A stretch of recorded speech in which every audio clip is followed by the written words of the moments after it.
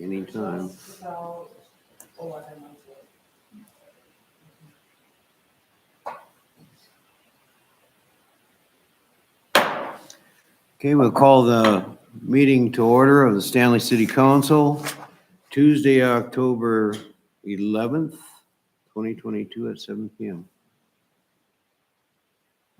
First thing we'll do is the reading of the minutes.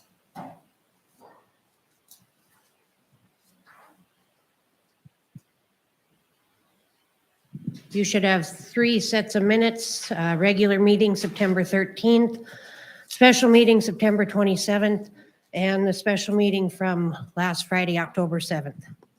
Okay. Has everybody had a chance to read their minutes? Lynn, are there any changes or corrections in all 3? None? None since I sent them out, no. Okay, I'd make a motion to approve all 3. Second. Okay, a motion and a second's been made. All in favor of approving the minutes signify by saying aye. Aye. Opposed, same sign. Okay, motion carries. Planning and zoning recommendations. Before Todd starts, just to make everybody aware, City Attorney Jordan Everett is on the phone. Mr. Mayor, council members, we had our meeting last evening. Our first order of business was a variance permit from Blair and Carol Heenick. They want to put an 8-foot tall fence on the south side of their property. They live in the country estates, and the south side of their property is adjacent to a vacant lot which goes right to Highway 2, and they wanted to go 8 feet tall to help alleviate some of the noise of Highway 2. Their 2 side fences would be 6 feet tall, so this is only for the back, the south property line. And after visiting with Mr. Heenick about how it was going to go, a motion was made and we approved his variance to go to 8 foot high on his back fence. Okay.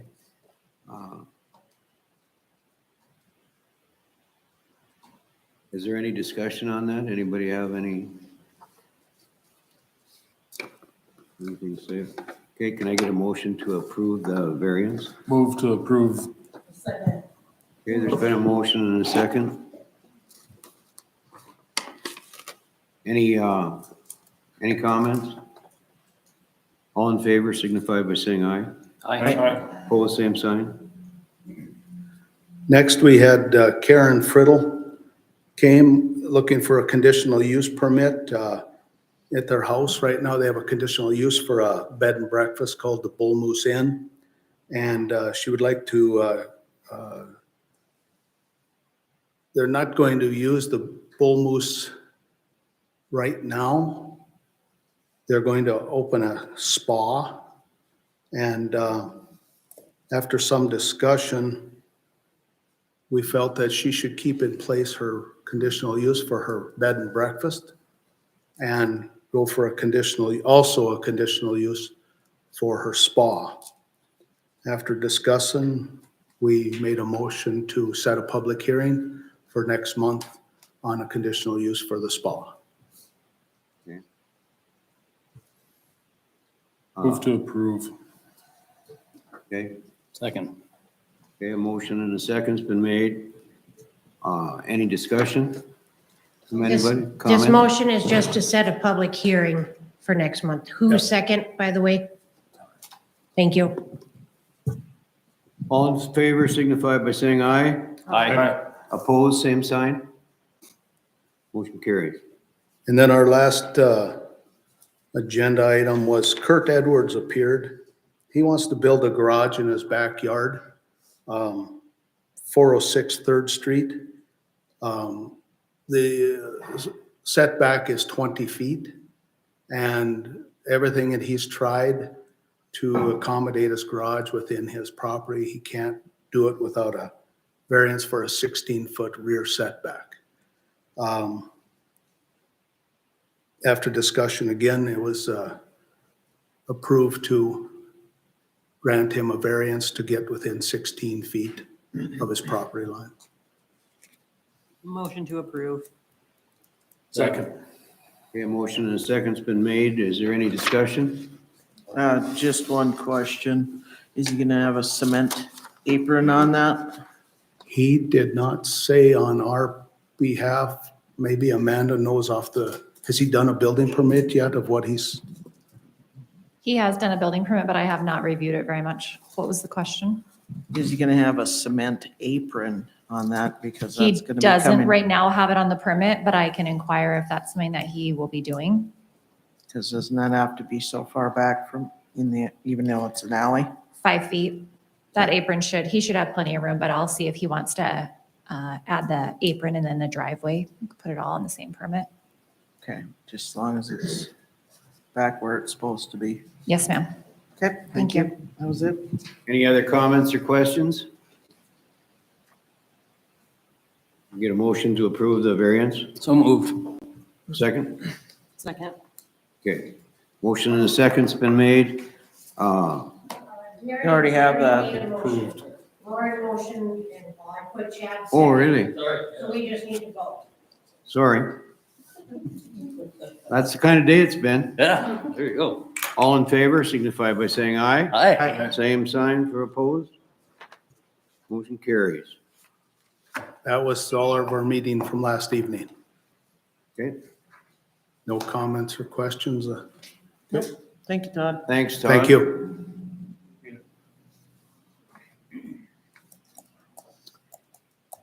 Excuse me. Okay, the next item, Planning and Zoning Administrator Report. Good evening, Mr. Mayor, council members. As you can see, we are dwindling down to the last bit of our permits, I'm assuming for the season. They're definitely slowing down. The biggest one on here is that memorial building renovation and the addition of the elevator to the memorial building right over here for the county. The other two, just a couple simple fixes for their properties, fence, deck, and cement pad in front of his overhead door. Les Alvstead is doing quite a bit of building. It looks really great over there. So if you guys have any questions, I'd be happy to answer. Motion to approve permits. All the comments? Yeah, the three of them. Okay. Is there a second? So 3 or 4 permits? It's 4 permits. Four, sorry. All set. Okay. There's been a motion and a second. Any discussion on it? We did waive the fee for the county. Yes, ma'am. Okay, that's it. Any other discussion? All in favor signify by saying aye. Aye. Same sign for opposed. Motion carried. Thank you. Thank you. Okay, Visitors Committee.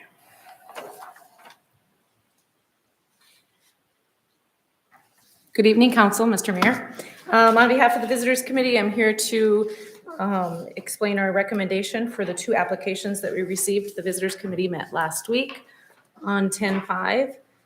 Park District had an application for 5th and 6th grade rec volleyball and football, and also for 1 volleyball tournament, rec volleyball tournament. Their request was $3,500. And the second application was from Flickertail Village for tables in a concrete pad area. The requested amount was $18,773.04. I wasn't at the Visitors Committee meeting, but after the discussion that they had, some of the concern was the lack of funds in the account. They're dwindling down. They have about 32,000, and it's not coming in as quickly because unfortunately, our hotels aren't as booked as they used to be. So they did make a recommendation to approve 2,000 of the 3,500 for the Park District, which would cover the cost of the volleyball tournament. And they moved to approve a recommendation of 11,340 to Flickertail Village, which would cover the cost of the concrete. And then they recommended that Flickertail seeks out funds from the Montreal County JDA Horizon Grant for the remainder of the funds. Okay. Is there any discussion? Any questions? Motion to approve the visitors committee. Okay, George has made the motion to approve. Second? Okay, Zach seconded it. Any further discussion on this? All in favor signify by saying aye. Aye. Opposed, same sign. Motion carries. Okay. Thank you. I'm here on the next one too, so. Aye? I'm here for EDC too. Okay. EDC, you're up. Thanks. Good evening again. EDC met last week and we had one application for Jordan Kanyanan's, the change of the lumberyard vicinity and some requests for some shelving costs and things like that to help with all of the expense to moving to the new location out by the intersection of Highway 8 and 2. And the request was for a grant loan or interest loan buy down, whatever we opted for, I guess, as a committee. And the committee had, after some discussion, had decided to recommend approval for the $75,000, which was the amount that was requested, for a 5-year interest-free loan with forgiveness of $15,000 each year that the business is in place for that 5 years, or open for that 5 years. Same stipulation we had with some previous businesses that received similar funding, like Prairie Home Furnishings, the daycare apps, some of the recent daycare applications that we've approved, the rustic bean applications. So we recommend approval of the $75,000 with that stipulation. Okay. Is there any questions? Okay, can I get a motion to approve? Motion to approve. Okay, is there a I'll second? second. Any discussion? Okay, all in favor signify by saying aye. Aye. Opposed, same sign. Motion carries. We did have one more point to discuss. Steve brought up the fact that, you know, we all know at the end of the calendar year, the carryover from whatever is over 150,000 in the EDC funds goes to the city, gets transferred to the city general fund. Steve brought up a point wondering about, I don't know where you guys are at as far as the demo of some of the things on Main Street, like the Mr. C's building and things like that. I know you guys are working really hard for the condemning old buildings and things like that. He was just wondering if we could utilize some of the overage of funds from the EDC account to help with some of that cost, just to kind of beautify Main Street a little more, if possible. He just kind of wanted to make a point and let you guys think about it, I guess, more than anything. So, not to say we won't get more applications before the end of the year, but if we don't, is that potentially a possibility where we could use those extra funds for something like that? So. Any thoughts, people? It's a thought to ponder on. I know there's a lot more to that building than just saying, hey, let's tear it down, Yeah. obviously. That one's current on taxes. And Yeah, they we own have it, to, so. we have to put that through the dangerous building Right. process. So Yeah. that would be, A we're ways down the road. actively working on any new ones right now, but when Okay. we do, we'll definitely Okay, keep that in mind. Okay, Yes. sounds Thank good. you. Thank you. Thanks, Brenda.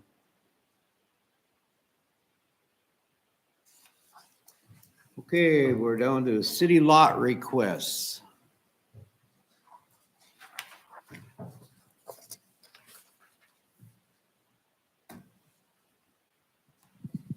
I don't know, obviously I lumped this together, so I know there'll be discussion held on the two proposals that were submitted for the other lot from the Pursuit and Wilson Park Takeaway Cafe.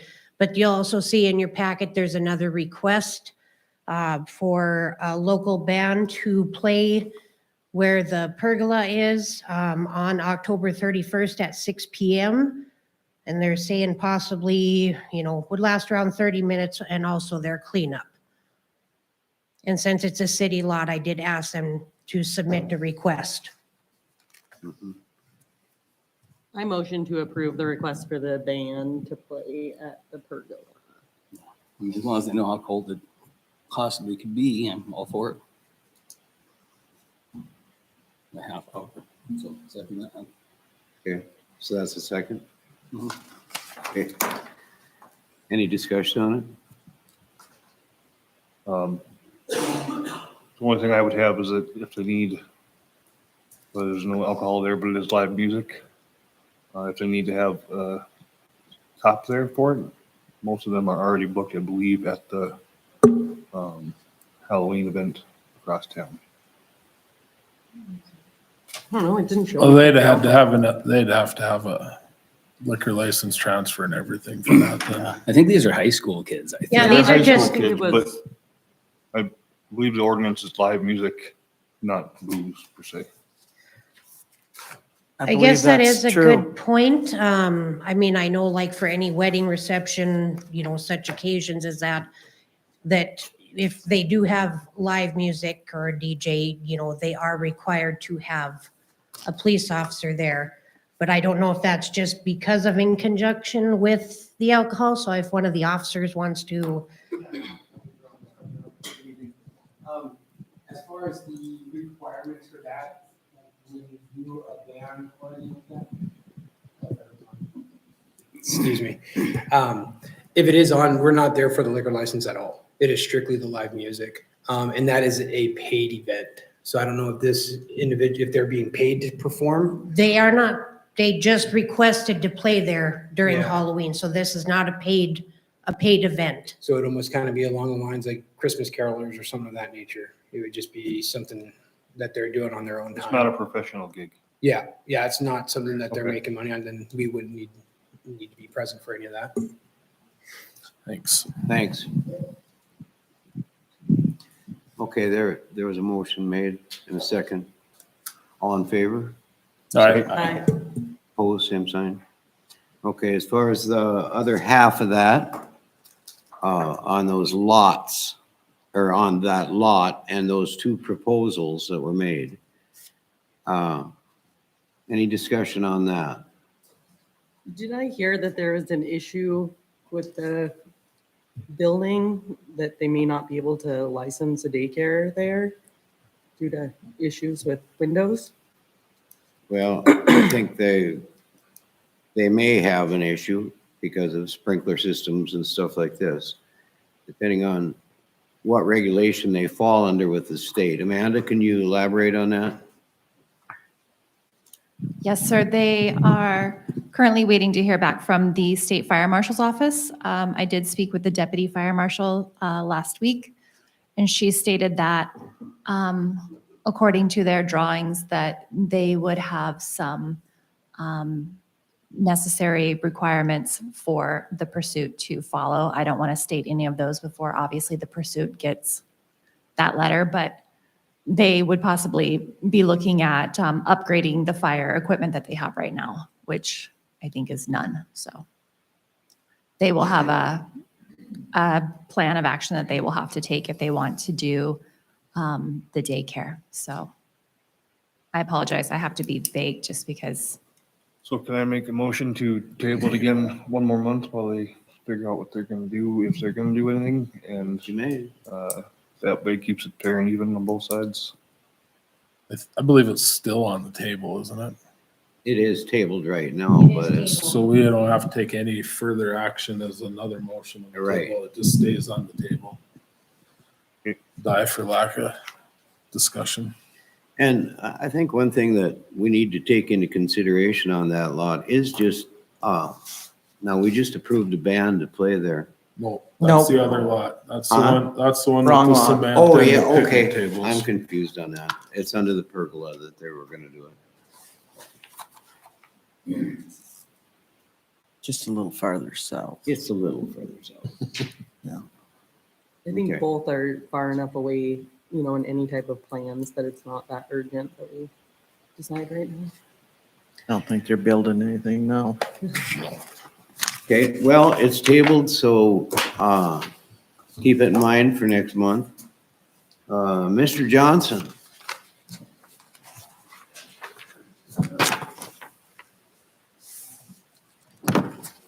Zach hasn't seen that, I don't think.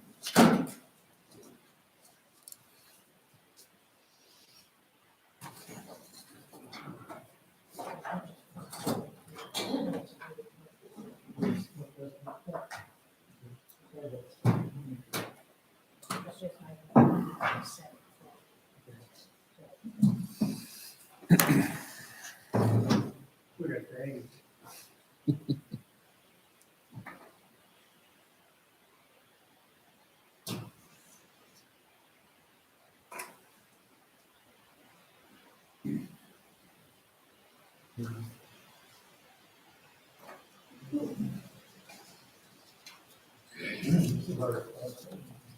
think we have a copy of all. Do you have a copy of it?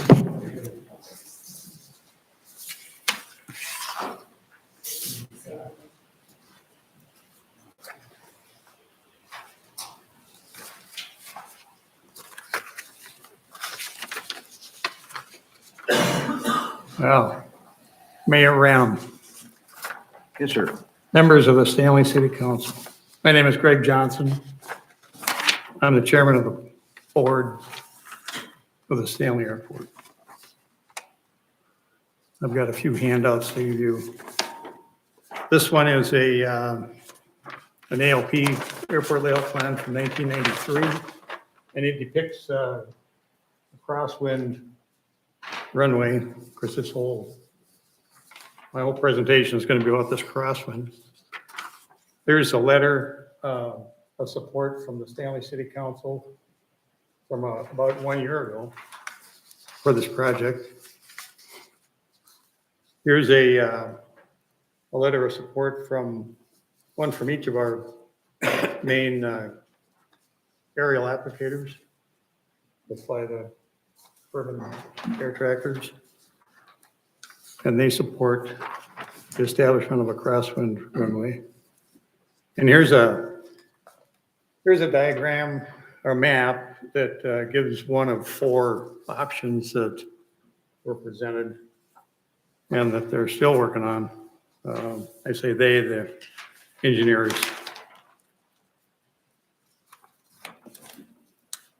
We also had circulated a petition. You probably read about that in the newspaper. If you could keep these together, but I brought the signatures. There's a couple hundred signatures in here, and it's interesting to note where they're from, all over the country. Basically, people that stop and use the airport.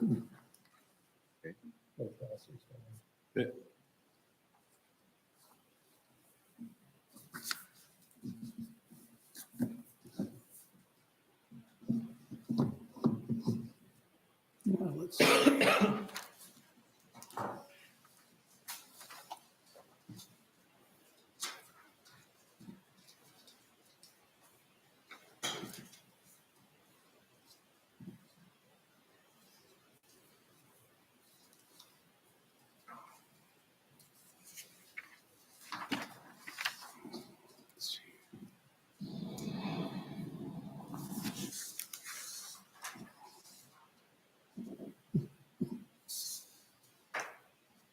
I knew this would happen.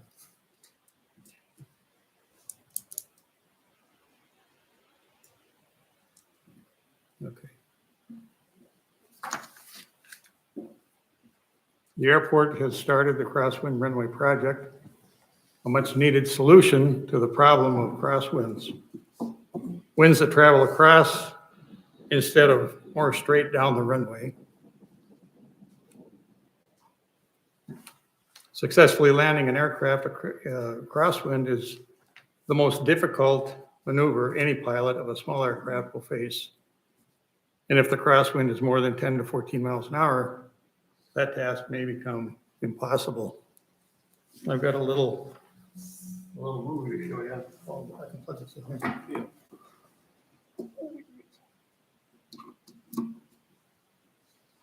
See if this happens.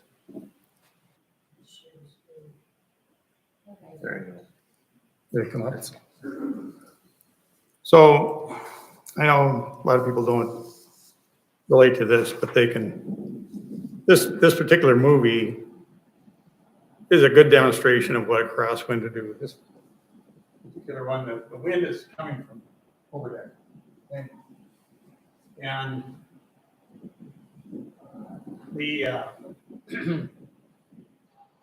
what catches the wind, of course, it can move across this way, but the vertical stab is sticking up there, and that's what catches the wind. And that's why the wind is pulling that around, and it points the front of the plane into the wind. So the plane wants to vane into the wind all the time. As you can see on the next one, this is difficult to do, manage this.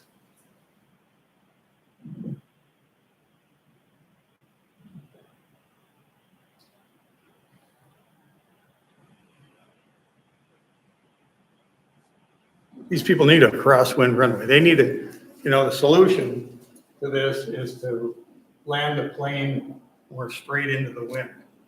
You have to have a runway that goes that way to do that.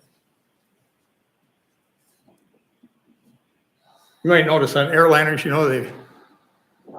they used to have nice big windows you could see outside, but now they put little windows down here so passengers can't see what's going on.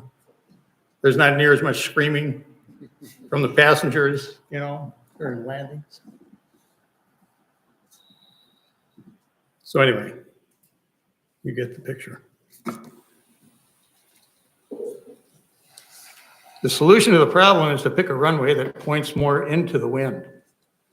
Unfortunately, for planes landing in Stanley, there is only one choice.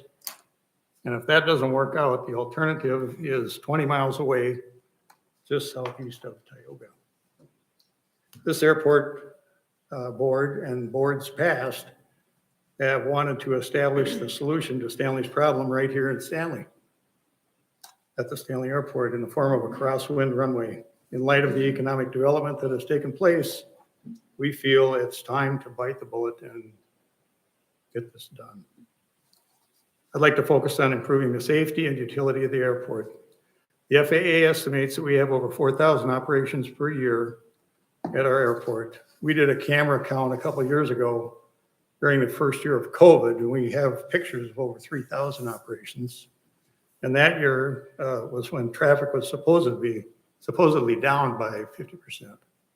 I'd like to point out that of the 27 aircraft that are based in Stanley, 6 of them have sustained damage due to lost directional control during landing in heavy crosswinds. That's 22% of the aircraft that are based here. And I'm sure there have been plenty more unplanned excursions from the runway that I have not witnessed. These 6 planes are as follows. There's 3 tail draggers involved, 3 tricycle gear planes involved. There's certified aircraft under normal category. There's experimental aircraft. There's light sport aircraft in this. It just cuts through the entire spectrum. They're all susceptible to the same physical aspects of the wind. I mean, you can blow the tail around. Okay, the first one is a tail dragger. Bill Isaacson's 7AC Champ.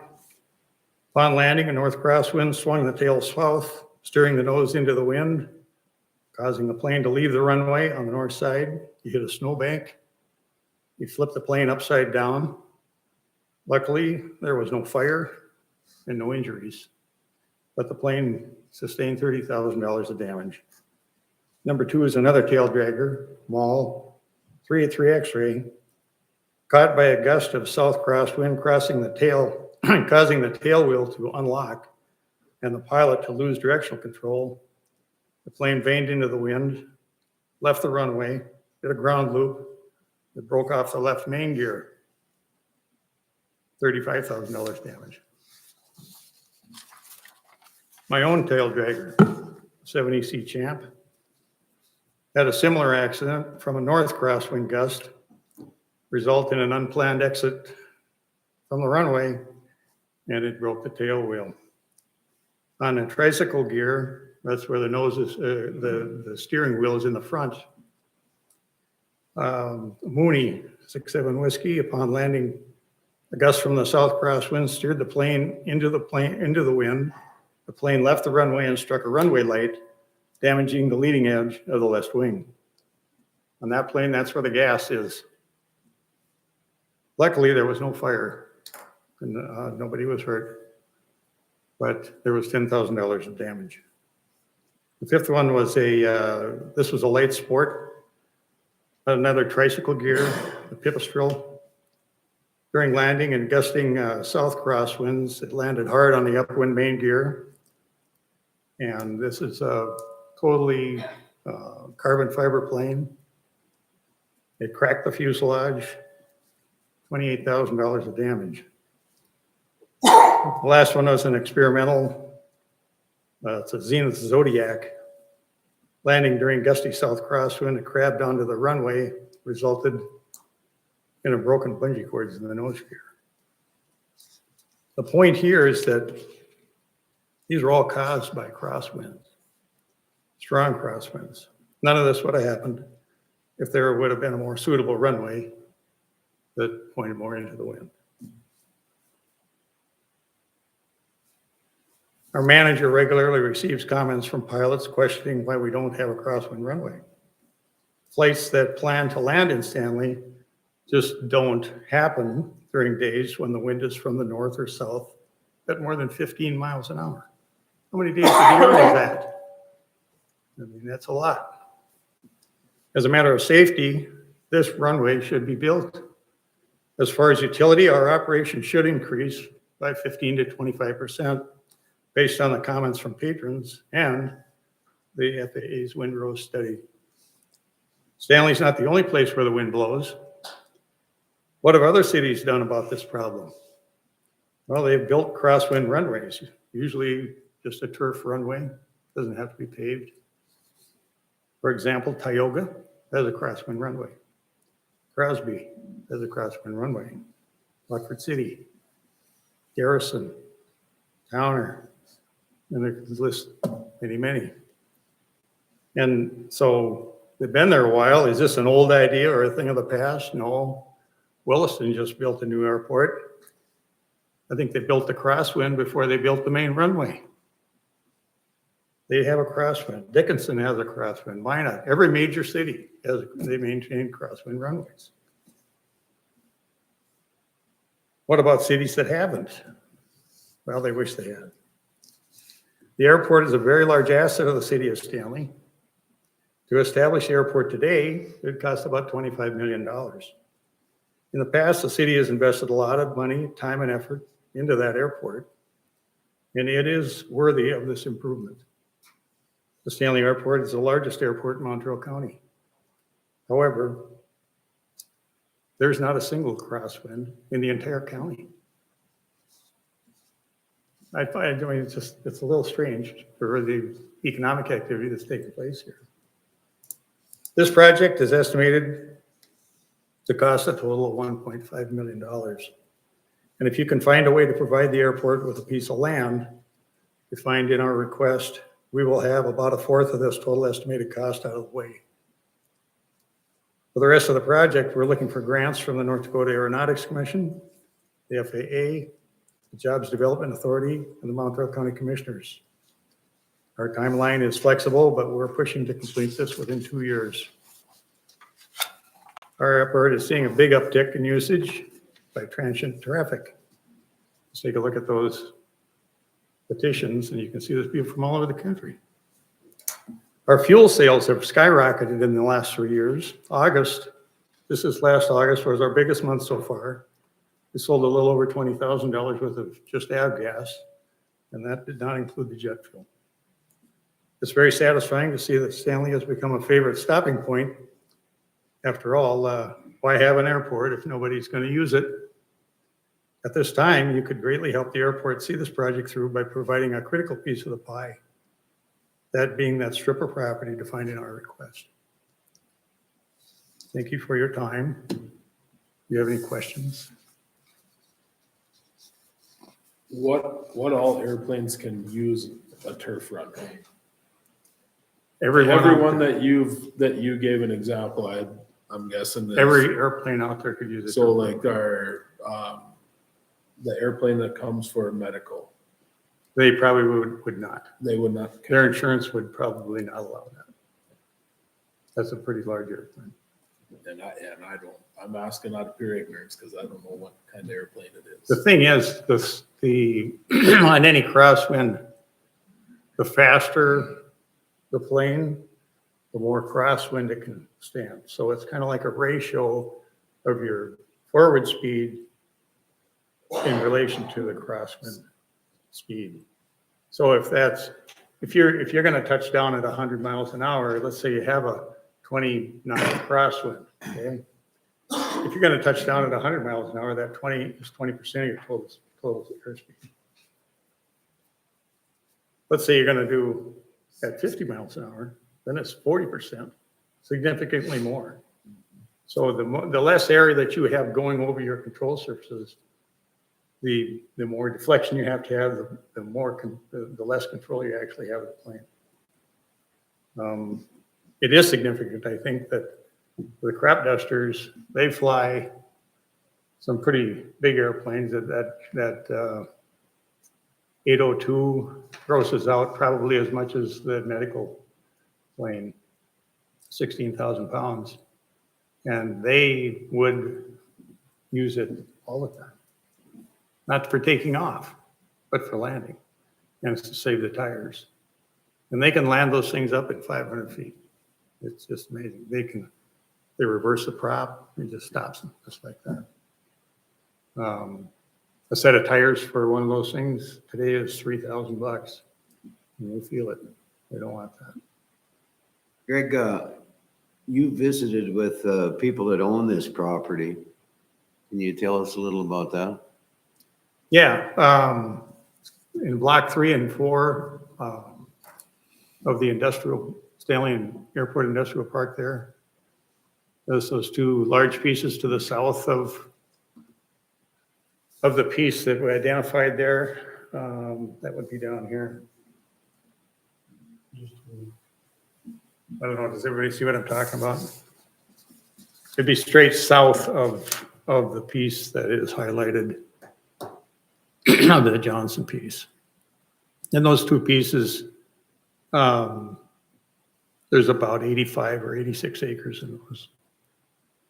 We have purchased those in principle, and where the attorney has drawn up the paperwork. And not our attorney, their attorney. Okay. Has drawn up the paperwork. That's these two, right? From Yeah. Marshall. Yeah.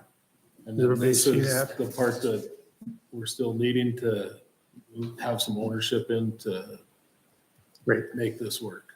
Yep. And have you contacted them, or has anybody contacted them to see what that price No. looks like? No, Because that's still in the Johnson family, right? that's right.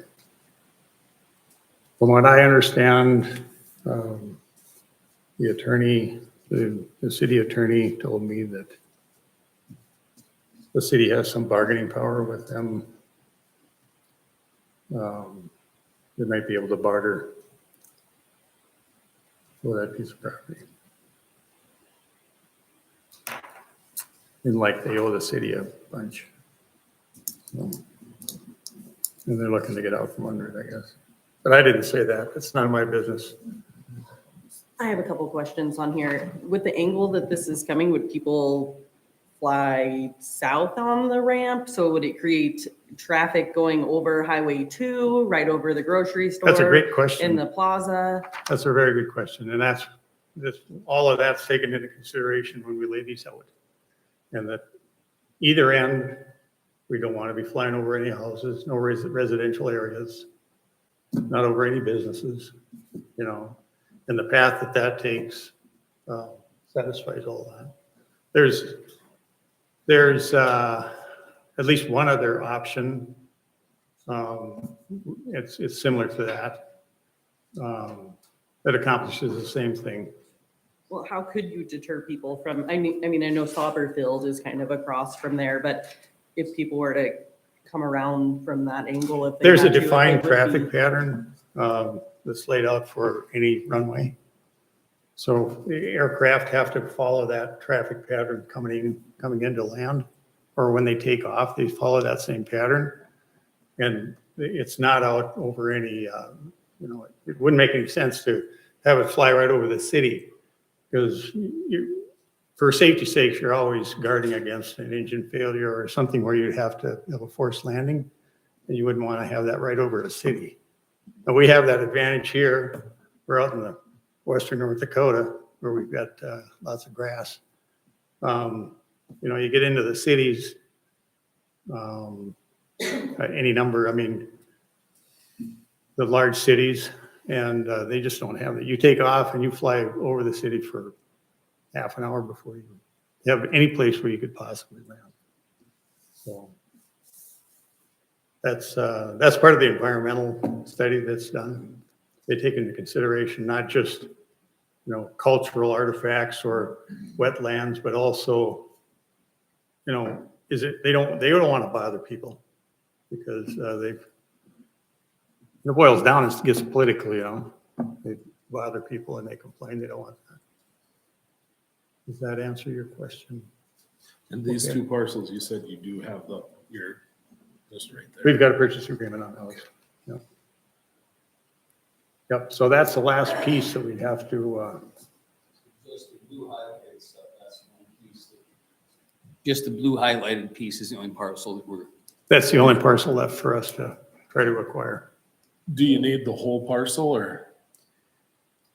Well, at the moment, yeah, but once we choose, once we choose the option, then we wouldn't need the whole thing. Okay.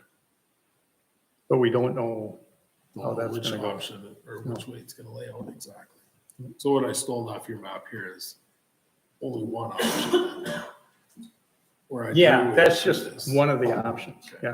yeah, I just, for illustrative purposes, I had to get that. So is there a time frame, Greg, where you would know which option you kind of wanted to go with? So if we dealt with the Johnson family, we would,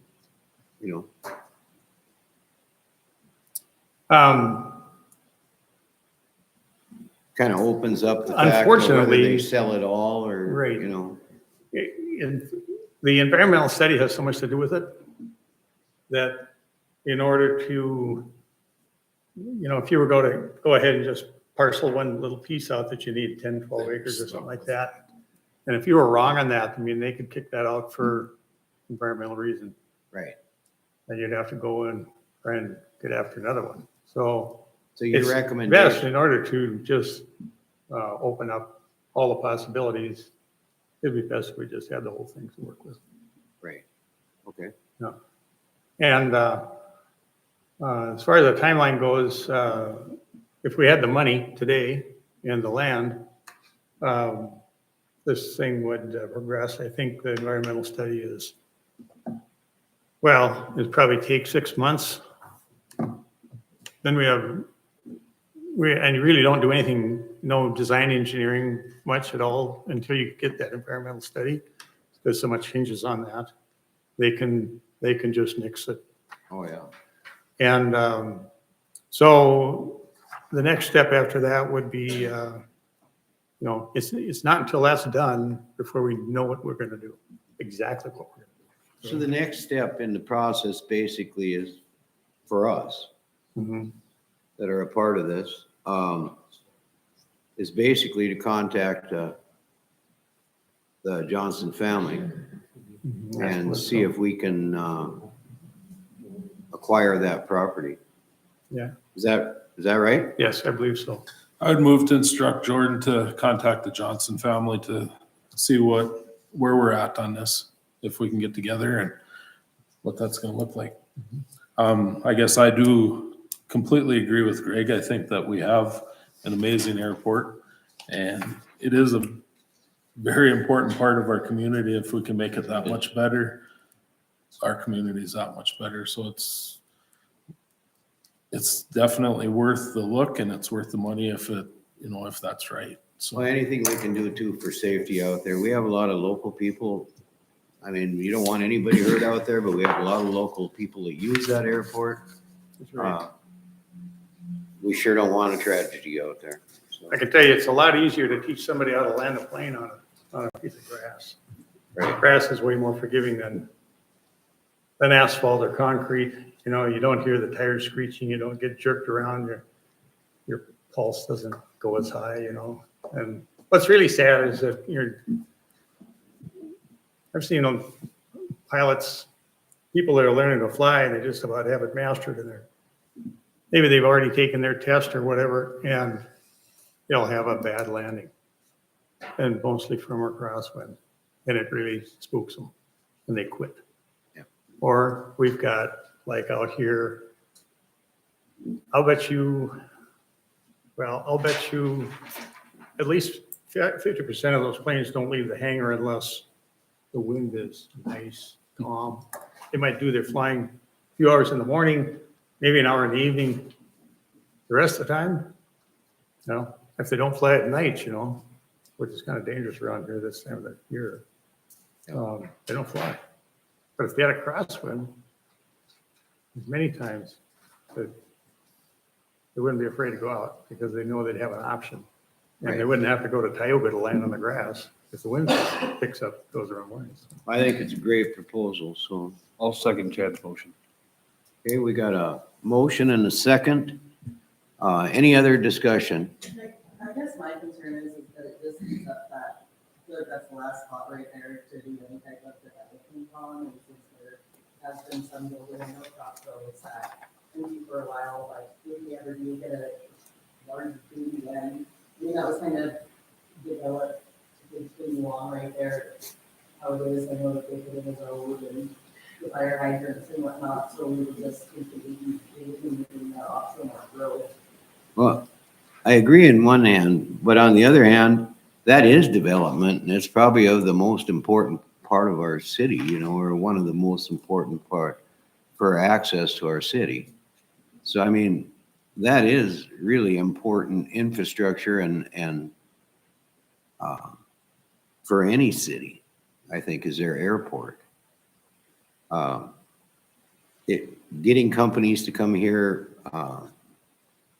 I think the better the airport, the better the response from some of these companies. I mean, I've heard the comment, basically, we don't have the facilities for some of these bigger companies to come in because they're constantly flying in and flying out, And there's still 10 available lots that aren't within that area that are already platted and stubbed up to with utilities. Well, and if I could maybe ease we're going to use about a fourth of it when we settle on that, okay? About a fourth of it. The rest of it can still be developed into things other than, we need it for the runway protection zone. So, and just to clarify on that, Greg, that runway is not going to run all the way out there. That's that safe area, that Really protection zone. Ultimately, the runway is going to end prior to the property line of what Probably you the guys have borderline, already bought. Yeah, that's good. It'll be projected protection zone. And what the stipulation is there, nothing is built there. You can still farm it, and probably graze it. You can viable things. You just can't build any buildings in that area. Right. Hi, Dale. Call for the question. Okay. Well, Dale's got a comment. Let's listen to Dale's comment.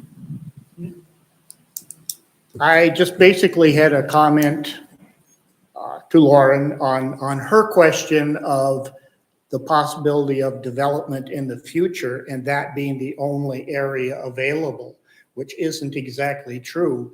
Is not the entire front section of the Ryan addition zoned and set up for commercial use? It was just never developed. No one has ever gone out there. If that was what was available to them, maybe some business would go out there, maybe a grocery store, or some type of services could be developed out there, which would also benefit that part of town. So it's just not true that that's the only. It's just a different traffic. I mean, you have the Highway 2 traffic, which creates that desired location because that's the main area that people are driving through versus, the truck route of Highway 8. But there is still area there for development, and there is other areas in the city that can be developed commercially. And if it's the flight coming in, basically you're going to be following the same flight pattern. You're just going to be landing in a different direction than you were on the existing runway. Well, there are open lots out there too right now in the existing areas. So, I mean, it's not like there wouldn't be any options for businesses to be out there in that area. A question's been called for. Motion's been made in a second. All in favor, signify by saying Need a aye. roll call. Yeah, we better do a roll call. Can I make one comment before we do roll call, Mayor? Greg did come and discuss this with me before he submitted this request. And with acquiring this property, and I guess maybe Jordan can elaborate on this after I comment, but that maybe if we look at acquiring this property, that we do it in lieu of their, like, for their special assessments. As a trade? Yes, as a trade. So we'd remove the special assessments for this parcel for us to acquire the property. And like I said, I don't know if that is an option or not, but like I said, Greg and I had discussed that. Can we Jordan, leave- could you comment on that? Yeah, I certainly can. Can you hear me okay, guys? Yep. Yeah. Okay, great. Yeah, I mean, what I'll probably do is see what options exist in there. Removal of the specials, inevitably what that's going to amount to is the city's going to pay them, right? So you'd probably just make that annual payment during the term of the assessment district, unless you, for some reason, wanted to pay it all up front now. But probably given the low interest on the bond, of course, it'd be up to the council as far as that decision. But, that would be definitely on the table. There'll be a negotiating tool as I communicate with the Johnson family.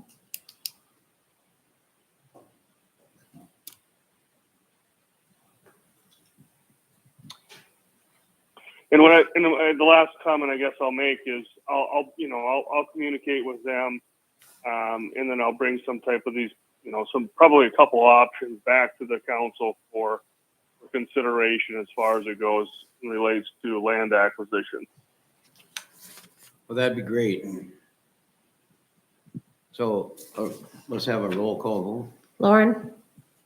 What exactly are we voting on though? Just to contact the family, not voting like a for sure we're gonna purchase it, right? So Jordan can bring us out. Pursue the option and see what the dollar looks like. Right. Without knowing the price or knowing the details, we can't vote on whether we're going to go forward.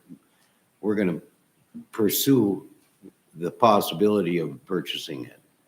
All right. Zach? Aye. Ty? Aye. Linda? Aye. George? Right? Chad? All right. Okay, motion carries.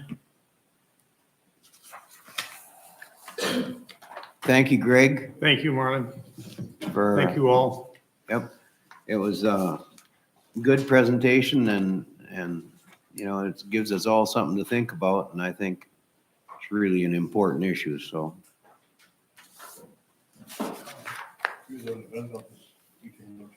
Pardon? Not that I know. At the airport. No. Come on out, though. appreciate you guys taking the time. And I'd like to pick up the handouts. So thank you very much.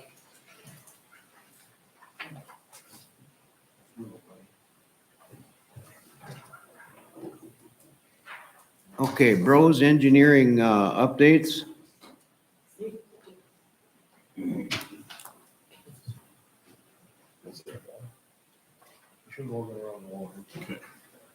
Good evening, Mr. Mayor and Council.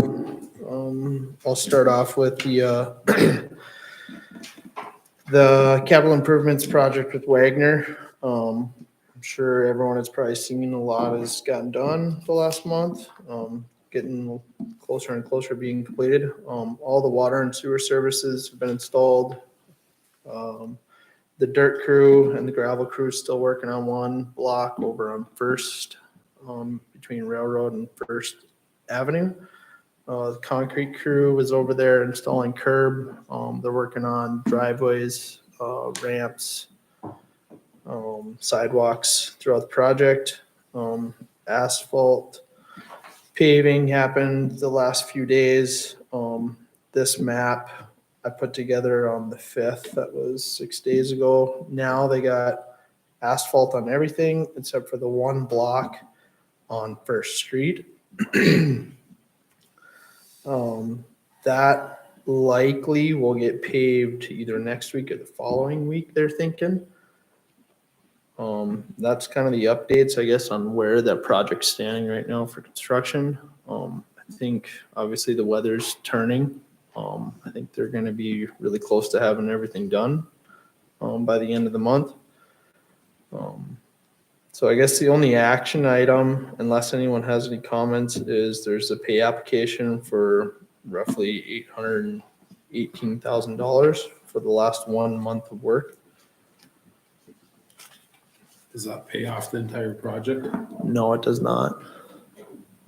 Move to approve the pay application number 6. Okay, there's a motion been made. Is there a second? Second.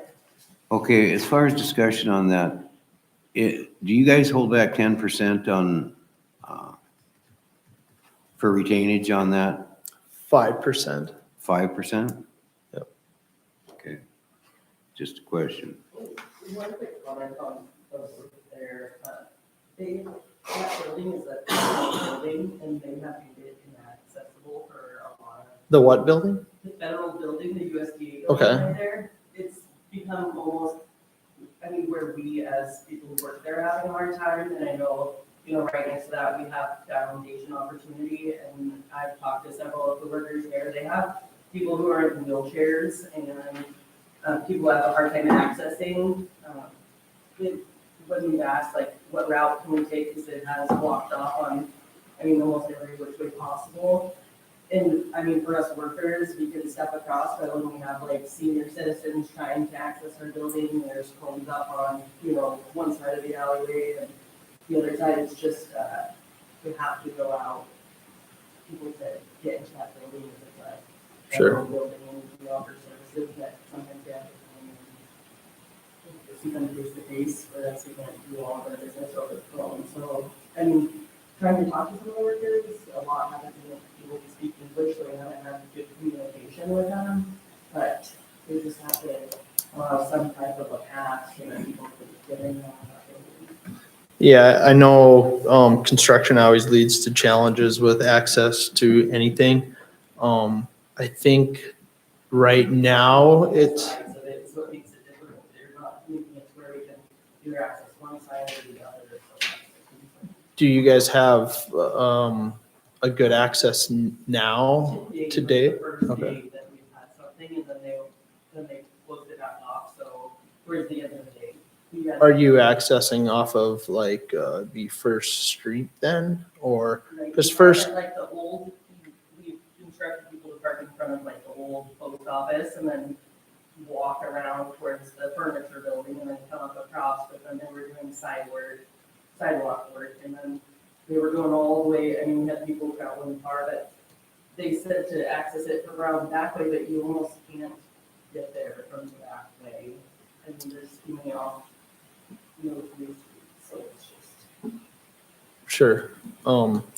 So from the alley, I assume is the back way that they were talking about, because I think right now you guys have your driveway on First Avenue and all the curb and all the sidewalks on First Avenue.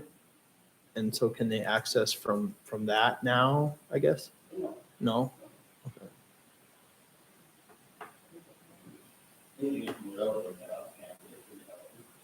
There's cones up today, so there's like Yeah. zero access, it's just a federal building, so we have to allow people in and out. Second type of way to have it. I know today, when I got back, I drove through to see what had all happened when I was gone. On First Avenue, the alley access, that was open. There was a lot of vehicles going up and down that alley today. Did they finally take the cones? We had cones up, we tried to access it, all three of us workers this morning, and then on the way out, we walked, and kind of had a part open, but then they were doing sidewalks, so you couldn't. Sure. really get around. I can definitely take a look at it tomorrow and see what we can do better, to get access to that building. But I guess without being out there right now, looking at it, trying to figure it out, I don't really have a good answer for you. I know on First Street, it's gonna be a challenge for a while still.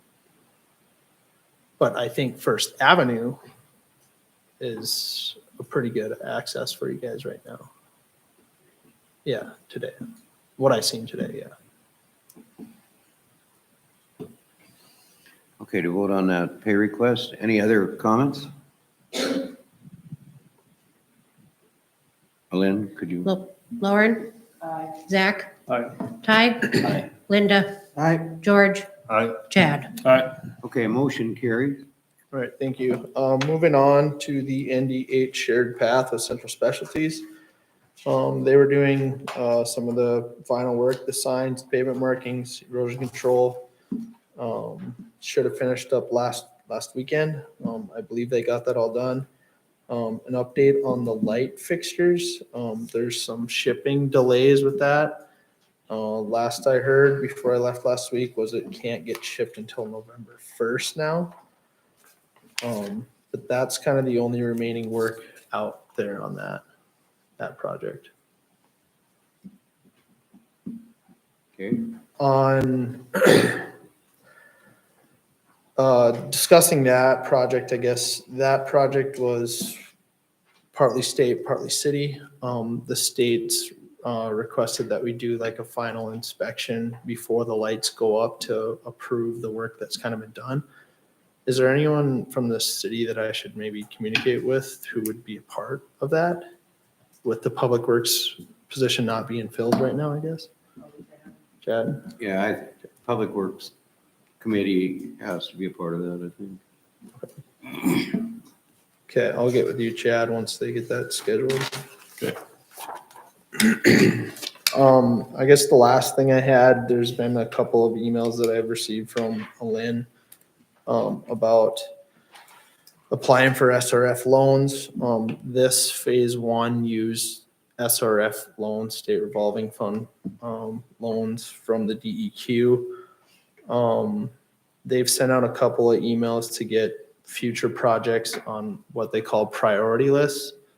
In order to receive loans, the political subdivision has to be on the priority list to even apply for the loans.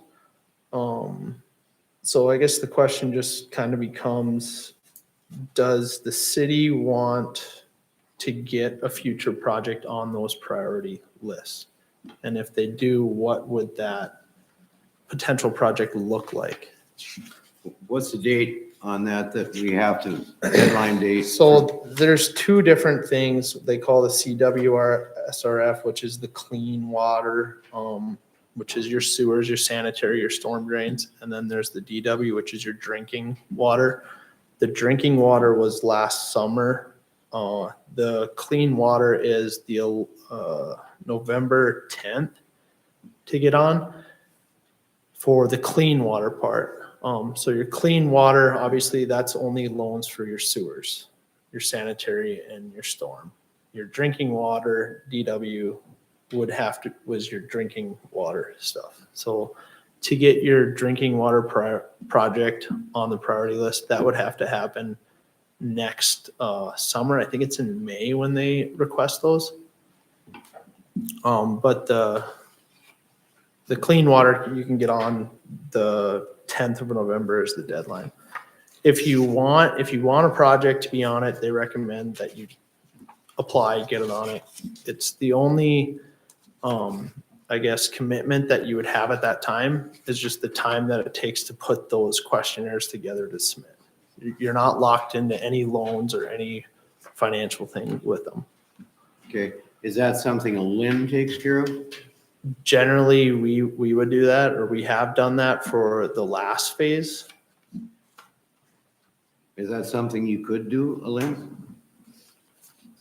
Is there a reason you can't do it? Let's put it that way. The thing is that some of the stuff, I mean, I like in past stuff, like even with Jeff, I have helped with some of them, but most of it, the engineer usually took care of because they could describe things better for the project than I could, you know. Okay. I mean, they're not real lengthy questionnaires. They're not.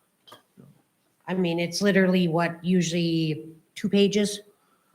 Sometimes 1 page? Yeah, I think it's like three now or 4, I think was the last time I looked, but they want you to define your scope of your project. They want you to That's why I find out said- where are you gonna do your work and what are you gonna do? Not just, Okay. But, you know, a lot of people look at a scope of a project, I mean, could take 3 weeks to do the project scope for most projects. Or, you know, if Sure. you're looking at a big project. That's what I'm concerned with. Are you guys, it's, if you guys do it, what's this gonna cost us? I can look into that, but like I said, I don't think it's a big commitment to get on those priority lists. The scope of your project doesn't have to be to the fine minute detail Okay, at this point. And it's, I mean, just as much work as probably coming up with the number that we need to ask for. Yeah, that's, I mean, that's mostly what they're looking at is how much. 'Cause they How got much pot money. Money and they gotta know right. how much of the pot you're asking for, you know, so. But I guess that's kind of why I'm asking this question is what's it gonna cost us, the city, just to make this application? I think it'll only take a few hours, but it all depends on like, I have a couple of maps here in the back.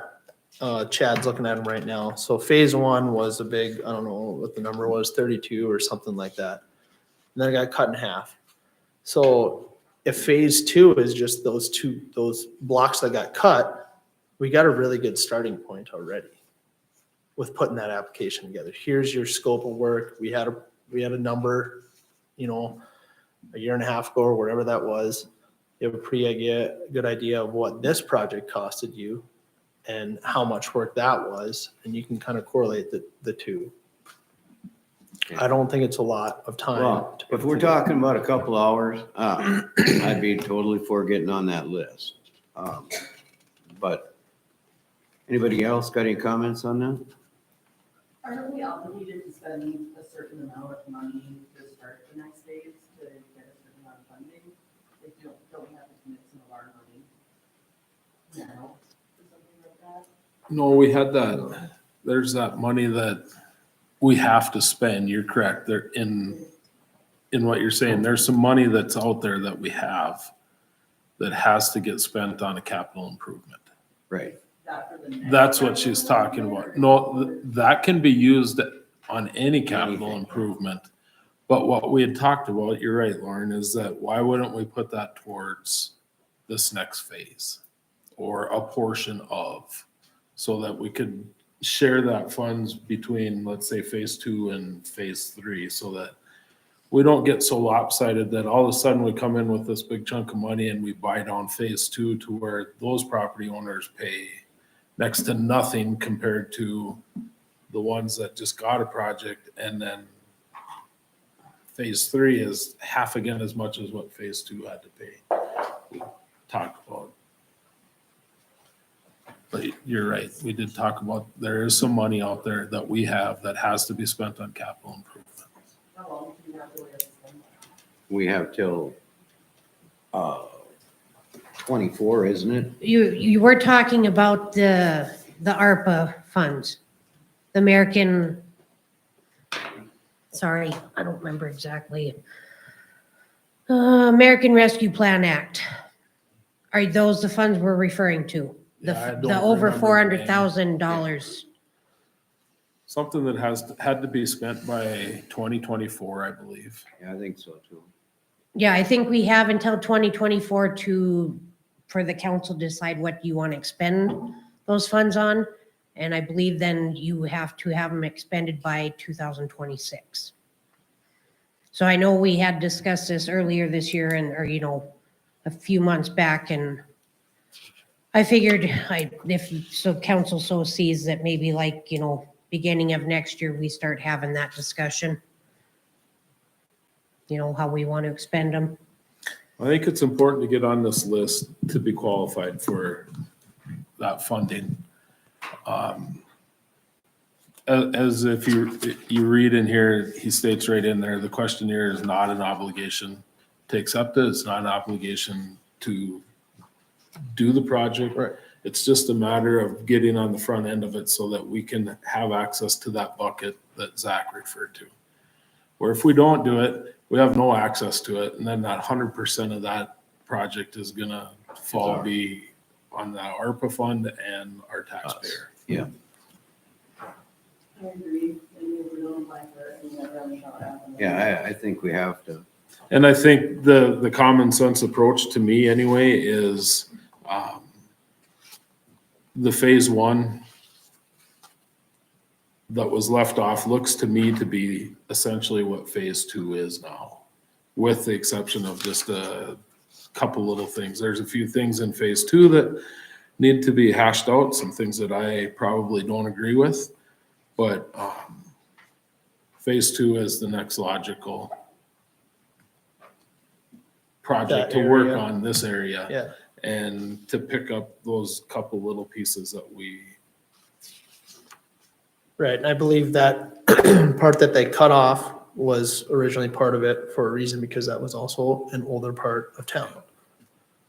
Because this ultimately, that phase two takes in, just to, so everybody understands, where is Doug Larson's intersection up there in that corner where we've had considerable amount of problems with the utilities up there. So I do think it's something that we need to at least start looking at and trying to figure out a plan for it, because we can't fix water leaks 5 times every winter up there. Right. So that's a motion. I'll second. Any other discussion?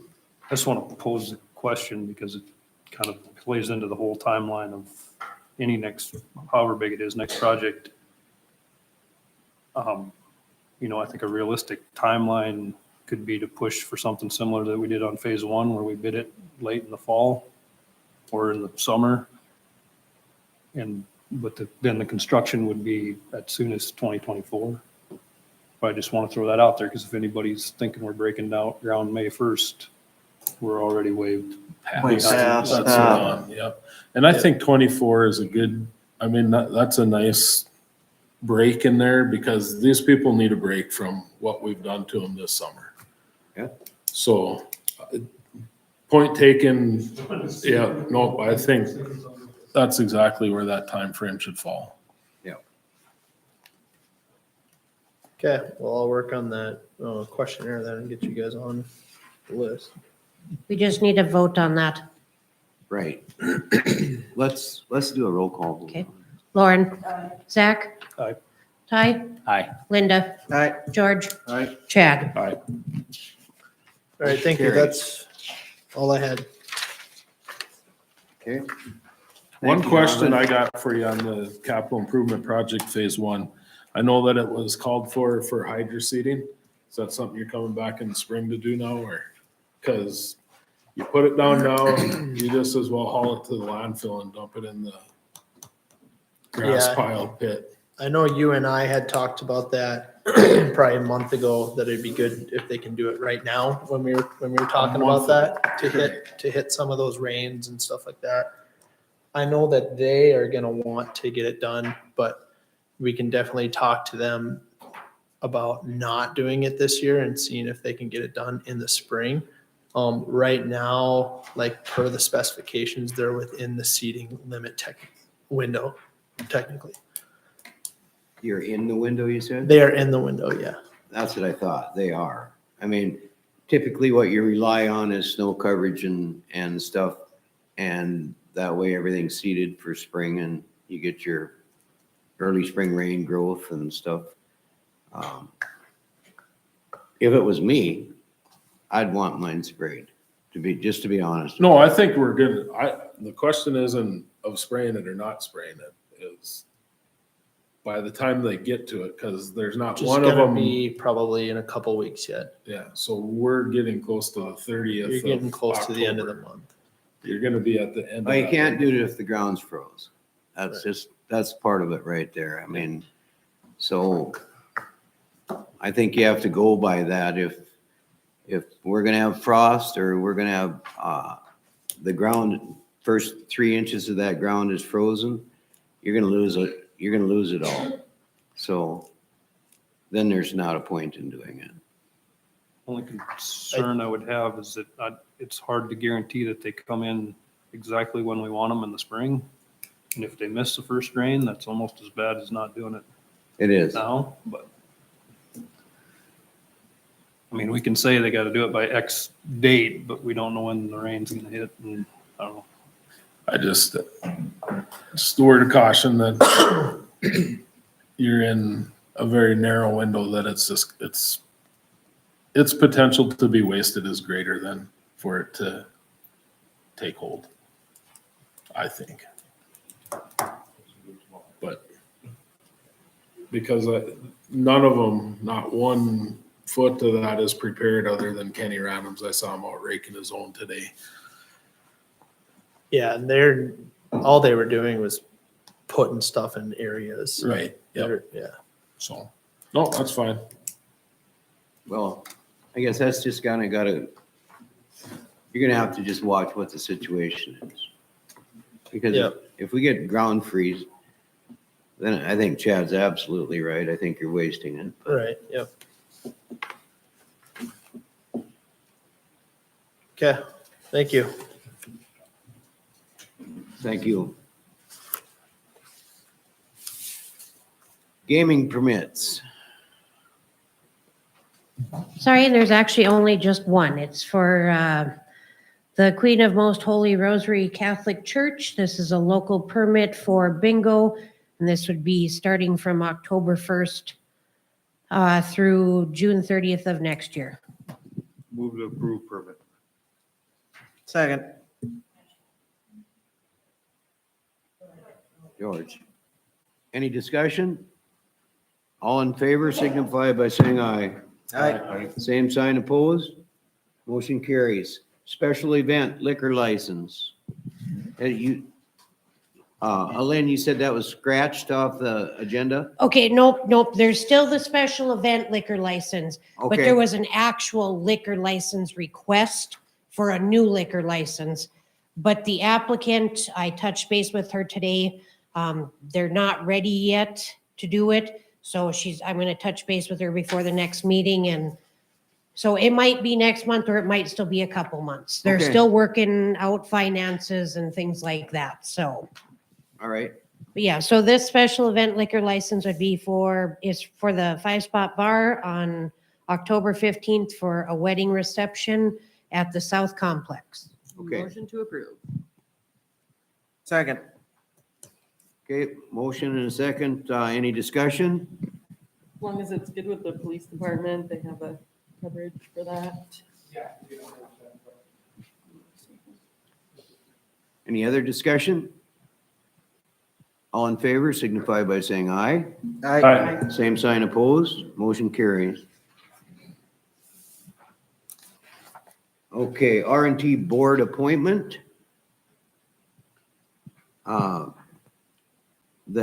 Fritz's term is up as of the end of this month. And I guess I decided that George would be a good candidate to take that position over. So that's who I would appoint to that position. Thank you, Mr. Mayor. Okay, We should probably have a motion on that. we probably should, just for confirmation. So moved. I'll second. All in favor, signify by saying aye. Aye. Opposed, same sign. Okay, George, you got a job. Police committee.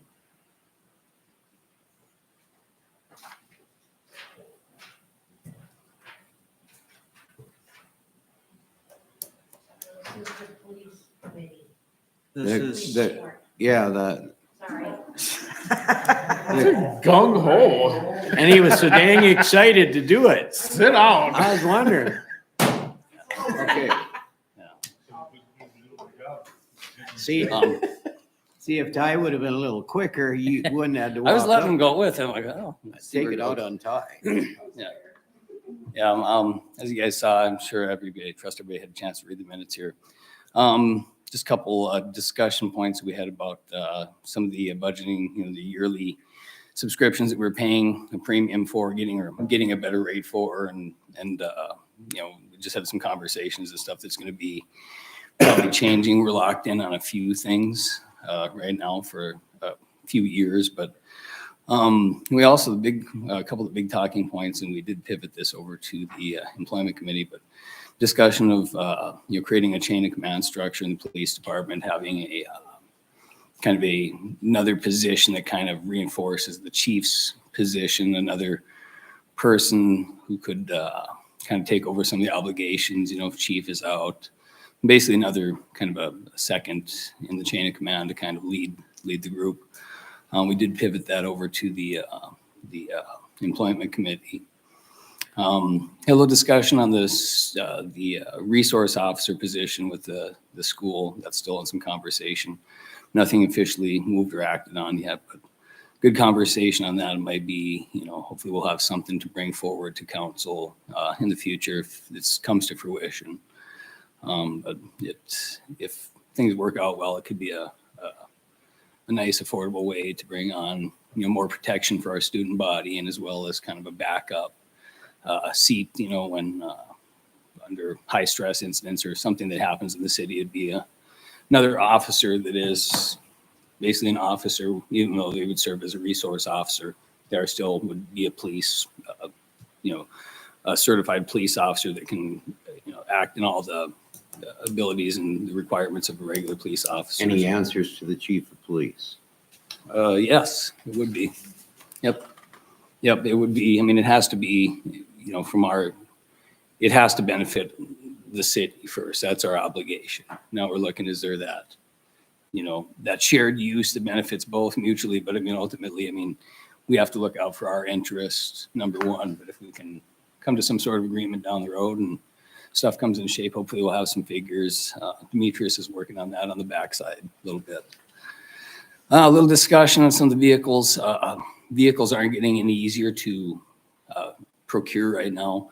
We didn't basically it was a no vote. We don't want to purchase any new vehicles because we've kind of already used next year's budget on this year's vehicle that we had to buy just because stuff was so far out. So we didn't want to get in the habit of doing that. So for the time being, we're going to just make sure we're keeping up on the maintenance and the repairs of our stuff. And then maybe after the first year, we'll see, if inventories and surpluses of vehicles start getting better. But so we did not want to move on getting another new vehicle at this point. I think we've vehicled up pretty good this year. Then another discussion on, I think this one we wanted to bring up for council consideration tonight. Point was made on off-duty carry sidearms. And the officers are encouraged to carry off-duty, but one of the issues is they can't carry their issued duty sidearm. They, like if they're on days off, and if I misspeak to this at all, correct me. I'm just trying to relay the information. But the problem lies that they're an officer 24/7, but if they're off duty, they're not permitted to carry our firearms right now. Like they can't take their service revolver, on vacation or days off with them. So one of the options that was brought forward is the option to, to carry a firearm, they will have to qualify for it. It's no different than any other sidearm they carry. But what they wanted is the option to buy a personal use firearm, but purchase it, but have the city purchase firearms transferred to the officers. That way they do get a little bit better break on them. And the committee's thoughts, it wasn't just like we want to buy some toy firearms for ourselves. Like these would be weapons that they can carry in the line of duty while they're in uniform. And to do that, they do have to qualify with them. Is that a correct statement, Mr. Jenkins? And we thought, well, if this is something where we don't really have them an option to carry one of our firearms when they're off. So this, I think, the committee's standpoint is this does provide an option where if they care to purchase one, gets a little bit better break. Why can't they carry their service pistol? Is it a liability issue? I think it was two reasons. I think that it was the size of it alone, concealed carry for them to do, and also with cities. So at any time, if they're like on for an extended period of time, we ask them to check it back in with us, because it's our property. So if you're on vacation, they can't just take the city's firearm with them. Right. But Okay. they would have to, sorry, I didn't get No, that one. go for it. But they said that they also carry that firearm while on duty as their backup. So that's why they qualify as well. In the community size, it was more of the option of, if you were to have to buy FR gear for your specific job, then you could get a company rate. And the same thing for the officers, that's something that they have to have with them. So allowing them to purchase it under the city gives them an added benefit since it's something that they are, Okay. Do you need a motion for that? Yeah, I'd like it, and that was the committee's, we were unanimous in that, but we wanted to do the due regard, like, I'd Is make a everybody motion good for with the this? police committee's recommendation. okay? Second. Okay. Motion and a second's been made on the recommendation that those firearms could be bought by the city and transferred to, or they're gonna be paid for by the officers, but transferred to them from the city. Yep. And all according paperwork, so it'll be absolutely 100% legal. And then for them to carry them, you guys do have to qualify on those sidearms, correct? So like, So you're thinking just a small concealed carry? Yeah, I can give you an example. Officer, so Earth Green weapons is what Officer Thomas is carrying. So that obviously you guys are not going to carry off duty. Right. So the ones that we would actually carry would be about this size, but it's going to be a higher capacity. It'll be the same caliber as Green weapons, the same ammunition, so you're not going to be, as an officer, recovered by postal, recovered by agency. Okay. Thank you. Okay, let's do a roll call vote on this too. Lauren, Aye. Zach, Aye. Ty, Aye. Linda, Aye. George, Aye. Chad. Aye. Okay, the ayes have it. The motion carries. Now, as far as the rest of your committee recommendations and stuff, the SRO officer position and has there been any dates or has there been any push basically by anybody to get this taken care of or handled? Yes. And I wish Demetrius was here to touch base on it, but he has been in talks with Tim. Yep, Holt. Been in discussion with them about what the school would be willing to pay for an officer, and what, would be the city's obligation. I think that their school board meeting met, they wanted to continue on with it, so they set two people up that would meet with the police committee, but since they just had that meeting, so it's just kind of like getting the two groups together has been the only. Okay, so there is a plan of getting together and getting this thing Absolutely. moving forward. Okay, Yeah, as long as the numbers, obviously that'd be another thing I'd want, unanimous consent on, because it's a big undertaking. And I think it's right and important that we get it right. it is, but But it could work out very something mutually that we don't want to be beneficial. sitting on for 6 years. We want it. Yep. Needs to get taken care of. Emotions. Yep. Okay, thanks for your report.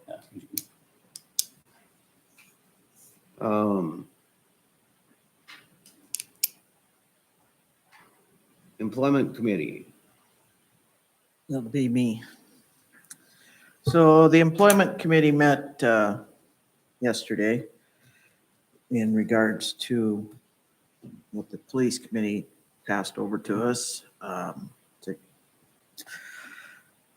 kind of do, create a structure in the police department for a proper ladder of authority. So I had Officer Jenkins come in and visit with us regarding this and kind of give us a little heads or tails as to what his responsibility would be. So Chris, would you mind? Get up here. Okay, now you want it. Now we want you up here. There you go. Okay, how can I help you today, ma'am? So, essentially, I would basically be directly underneath Chief Jamerson. Then I would oversee the other officers as well as my normal day-to-day that I've been doing for the last 10 years. I'll still be considered a patrol officer. I'll be out there working with everybody else. The only difference is that I would basically be part of administrative chain of command. So that would consist with budgeting meetings, more so just helping Demetrius when he's out of town or during the day-to-day stuff. Anything that he needs to delegate would come to me. If it was something that I can hand down and just kind of let everything roll downhill is what I would do as well. So I don't know if you all were able to receive a packet or a list, kind of what we found as far as a quick overview. I don't know if anybody had that or not. Here you go, Chad. I'll let you guys kind of pass that around. It's basically just a quick structure. Is, hey, you know what? I'm still going to be the same cop I've been for the last 10 years. It's just that I'm going to have administrative duties, working with Demetrius. So I'll be a part of, unfortunately, if someone screws up or drops the ball, I have to deal with the consequences and the reprimands of that. So basically, we're just changing your position. correct. I am basically Or your title. My title. Yep. My position, or I'd be. I don't know stepping up. that even falls into this category. Doesn't that fall under Jamerson's control? Wouldn't that be a decision that Jamerson would probably? He'd sign off on it, but we would have to approve the title. We'd have to, yes, approve the title and the salary. We're creating. That goes with- Well, if there's a difference in salary, yes. Yeah, we're creating a whole new position that's never been in the city. Yes. And this did start with Chief Jamerson. I mean, that's where the ball started. And this is one of his requests of the committee. Okay. So it did originate there. So it's kind of with the ebb and the flow of like, what do you need, because we're taking a different trajectory here. So it's kind of uncharted waters, but it did originate with Chief. Okay. And we wanted to have a conversation. This basically also helps Chief Jamerson create checks and balances of his own Absolutely. in the process. Yep. So if he's got a question about something, he comes right to me,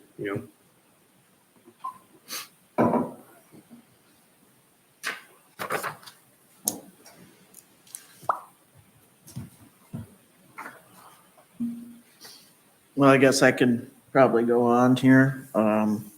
The employment committee came to an agreement to recommend to the council for approval to appoint and promote Officer Chris Jenkins and the title we came up with is lieutenant with a starting wage of $69,500 per year.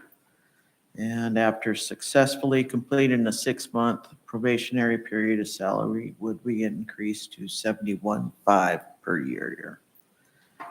And Zach brought up a point because with our budget, we had approved an 88-cent increase for Chris at the start of the year of 88 cents. So that would become obviously kind of null and void on that part. I don't know how we do that. I guess When it's a change of position, that just that goes just away. goes away. Yeah. So I guess that would be my motion and recommendation for approval from the council. I'll second that. As long as a motion, Yes, that's a motion. I'll second. Okay, there's 2 seconds. Chad seconded, I think. I didn't see Didn't anything. Lauren started to and stopped. Oh, okay. Okay, we got a motion and a second. Any further discussion on this? All in favor signify by saying, You need a no, roll let's, call. let's do a roll call because it's dealing with, when you deal with Jenkins, do a roll call, is what they say. You know, Lauren, just kidding, Chris. Zach? Aye. Ty? Aye. Linda? Aye. George? Aye. Chad? Aye. If I didn't give you any grief. Hey, you know, I'm not calling you lieutenant. Okay, motion carries. I can't imagine. And that's all the employment committee had for you. Well, thanks, Linda. I'll- Police report. Appreciate it. Hey, we need that. All right. As far as police report so far this month. I just want to say, if you screw this up, this police report now, it's not going to look real good after what we just did. Well, here's the fun thing is, you know, my beloved boss just says, hey, you know what? I'm going on vacation, so you have to go to the city council meeting. I'm like, what do they want to know? What's topics? And he's like, I don't know. Like, all right. Sounds like my job on a regular day-to-day basis. I don't know what's going to happen. But as of last month, as far as some of our stats, we had 69 calls for service throughout the town, or correction, 203 calls of service for the month of September. 69 traffic stops out of that, 28 citations written, 2 DUIs were reported. I swear I have not been drinking, or did I drive drunk here? So 2 DUIs, 2 accidents, and 3 warnings amongst all the officers for that period of time. Also in this area, one really nice thing is we were able to reach out, and I'm going to actually have Officer Thomas come up and tell you more about it. We were able to reach out to the state and get a grant for overtime, which is going to be covering 3 major areas, which is operator safety, seatbelt enforcement, DUI enforcement, as well as speed enforcement around our community. So Officer Thomas can kind of fill you in all of the fine details of everything as far as how that's going to play out, because there's still a few steps that we're going to have to handle. And I'll have to get in touch with you and Lynn, because there is a contract that will have to be signed once the state gets it to us. And it's a very time sensitive matter because everything was supposed to be done by the 1st of this month. We kind of got in late with the program, but they're gracious to give us a little bit of the pie. So we're quite thankful for it. Okay. So I reached out to North Dakota DOT and Vision Zero, and I applied for the overtime grant for impaired driver, occupant safety, and speed enforcement, like Chris or Officer Jenkins covered. So we got granted as the police department for $9,000 to be divided up between all 5 officers to work some overtime. The overtime will be divided up through next year, starting this November, going into next year, November. So the times will be kind of divided up, kind of methodically planned out, just so there's extra enforcement throughout the city. We also got, I believe it's $300 for gas mileage for every officer to kind of, just so the city doesn't have to pay for the more gas we burn for the overtime. I'll be getting hopefully the contract tomorrow through DOT, and then I'll need your signature, Mayor, and then a witness of a Lynn, since Chief Jamerson is out of town. You may have to put Chad's signature down on that. I'll be gone early in the morning. Okay. Unless you'll have it by 5 o'clock in the In morning. It'll need your signature, so we won't have it by 5 o'clock, but whenever you get back in town. Well, can we use my stamp?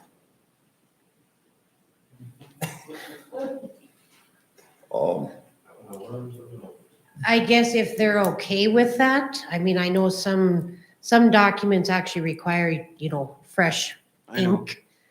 I mean, I guess if they'd be okay with that, I mean, it's I still can- a I can reach signature, out. it's just in a stamp form. Yeah, I am pretty sure that should be okay. I'll reach out to the DOT administrator. and just make If sure. not, I believe you said you were gonna be gone a couple weeks, correct? Right. Okay, so yeah, I believe that should be able to work. All right. So, If it don't, though, our hierarchy or whatever. Yeah, we if have not- set up is exactly for this reason. yeah, if not, it should be. It's not a big deal. But yeah, if you guys have any questions about the overtime grant, I'd be gladly to answer any questions. Okay. Any questions on that? No, thank you for doing that. How'd you find out about it? For my prior job down in McIntosh County, I applied for the grant down there. So when I came up here, and I know the officers and I were talking about trying to get some overtime opportunities. So I used my connections from down there to. Thank you. Yeah, any opportunity you guys stumble across to do that, I commend you for that and thank you. Yep. Find those opportunities because that really goes a long way with your constituents here. So thank you. Thank you. Mayor, may I make a comment? I believe there should probably be a motion to approve this since there'll be a contract to sign. So moved. Any other discussion on it? All in favor signify by saying aye. Aye. Same sign opposed, motion carries. And just to clarify too, in regards for the contract, it is very, very stipulated by the state that this work is not done in conjunction with our regular scheduled shifts. So this is definitely everything that all of us are gonna be. It's If I'm extra. off, yep, if I'm off, then I go out and I run my 4 hours, my 6 hours, whatever my boss is allowed to for each officer. So we'll kind of schedule that out and let the police committee know how and who's working what, if people want it, if they don't, then we'll just keep everybody apprised of how it's gonna break down and what it's gonna be used for. So other than that, I don't have a whole lot more for you guys. Okay, I thank you for your time. well, thank you. Yep. Okay. Attorney updates. Okay, council, thank you. I guess the first thing I'd start off with is I'd be looking for the council to ratify the Greenstone settlement agreement. There were a couple amendments since the last special council meeting that we had, one of which was excluding one of the lots to the agreement because it was held by the Archibald Trust, not the Greenstone Group. An additional comment was that, or an amendment since the special meeting, was pertaining to allowing a certificate of occupancy to be issued on one of the buildings, while the second building would still, remain in seeking compliance and seeking a certificate of occupancy. In other words, they wouldn't be contingent upon one another. And last amendment is currently one of the buildings is built over a lot line, so we built into this provision, or this most recent version, provision that they have to replat that, so we don't have a building over the lot line. Elaine, did I miss anything? I think those were the three main amendments, if I can recall correctly. Nope, that was all the amendments and they actually approved it at the special meeting we had on Friday, October 7th. Oh, perfect. Okay, good enough. Well, then, I don't have to update you on that. The last thing I'll say, I guess, about with regard to the land acquisition relating to the airport, I'll just provide the land probably weekly updates, and then if we get to a point where we have to present something or a couple various options to the council, we'll get it on the agenda, and obviously I'll have an update on the process as well by next month. That sounds great. And do you guys have any questions for me on any items? Anything for Jordan? Nope, sounds like everybody's good, Jordan. Thank you. Thank you for being there. Council concerns. Yeah, it's not on there, but I've got them put together here, so. Just, Just, you can amend Just- the agenda. it's Put it on just, there, it's so. a regular meeting, so just give us, So for Public Works, the sand, they did get 254 ton of it. It was $30.86 per ton. They will need to go pick that up. The tree trimmers, I did go around with Brady and we looked at all the trees that were requested to be trimmed and amended his list that he was given by the tree trimmers. There's some of them that don't need to be trimmed, so I instructed them, don't trim those. no sense trimming something that doesn't need to be trimmed. And then we do have the updated Public Works Director job description. I failed to get that to Lynn. She's over there with that, terrible look on her face, like, it's not my fault. It's not, it's my fault. But essentially what we did was we had 2 Public Work Director job descriptions at the city, and we melded them together just to make it more descriptive, but not list each individual job, like drive the street sweeper or things of that nature. That's assumed, I mean, that Right. with that position. The one other recommendation that the Public Works Committee did come with is that also within the look of the Public Works Director or the supervision of him is that Planning and Zoning Administrator would be listed as one of his employees underneath of him. And it's just for a couple of reasons. Amanda's all by herself. She has no supervisor other than us. So when she needs a vacation sign or sick leave paper sign, she has to call one of us to come in to take care of that. There's been a couple times where she was nervous because I wasn't able to get here in time to sign it. So it was like, no, you're good. Just go on vacation. I'll come in when I get a minute. Just a real simple, those are the simple changes to it. Okay, That was a recommendation of the Public Works Committee. I can get that emailed over to Elaine first thing in the morning. okay. Do we need a motion to probably approve the recommendation? Motion to approve the recommendation. And post the job. Is there a second? I'll second that. Okay, there's a motion and a second. Any further discussion? The job, just to elaborate on that a little bit, the Public Works Director position would be advertised immediately, or starting immediately after tonight, so. Okay. Lynn, I don't know, you can. We'll get in papers on next week. No, that's fine, that's fine. Okay. I cannot go right in for you. On all of them that have been nailed. Public Works is doing the interviews. Yeah. So, This makes sense. any further discussion? Sorry, did you say is there a deadline set yet, or? We did not set a deadline. The thought is that as the police committee took with the chief of police, we want to make the best effort at getting the best candidate to fill that spot without setting a deadline and then having to reset that That deadline. sounds like a good deal. I honestly do think that we are gonna get several applications for it because it is a good job and there's lots of qualified people around the area, so.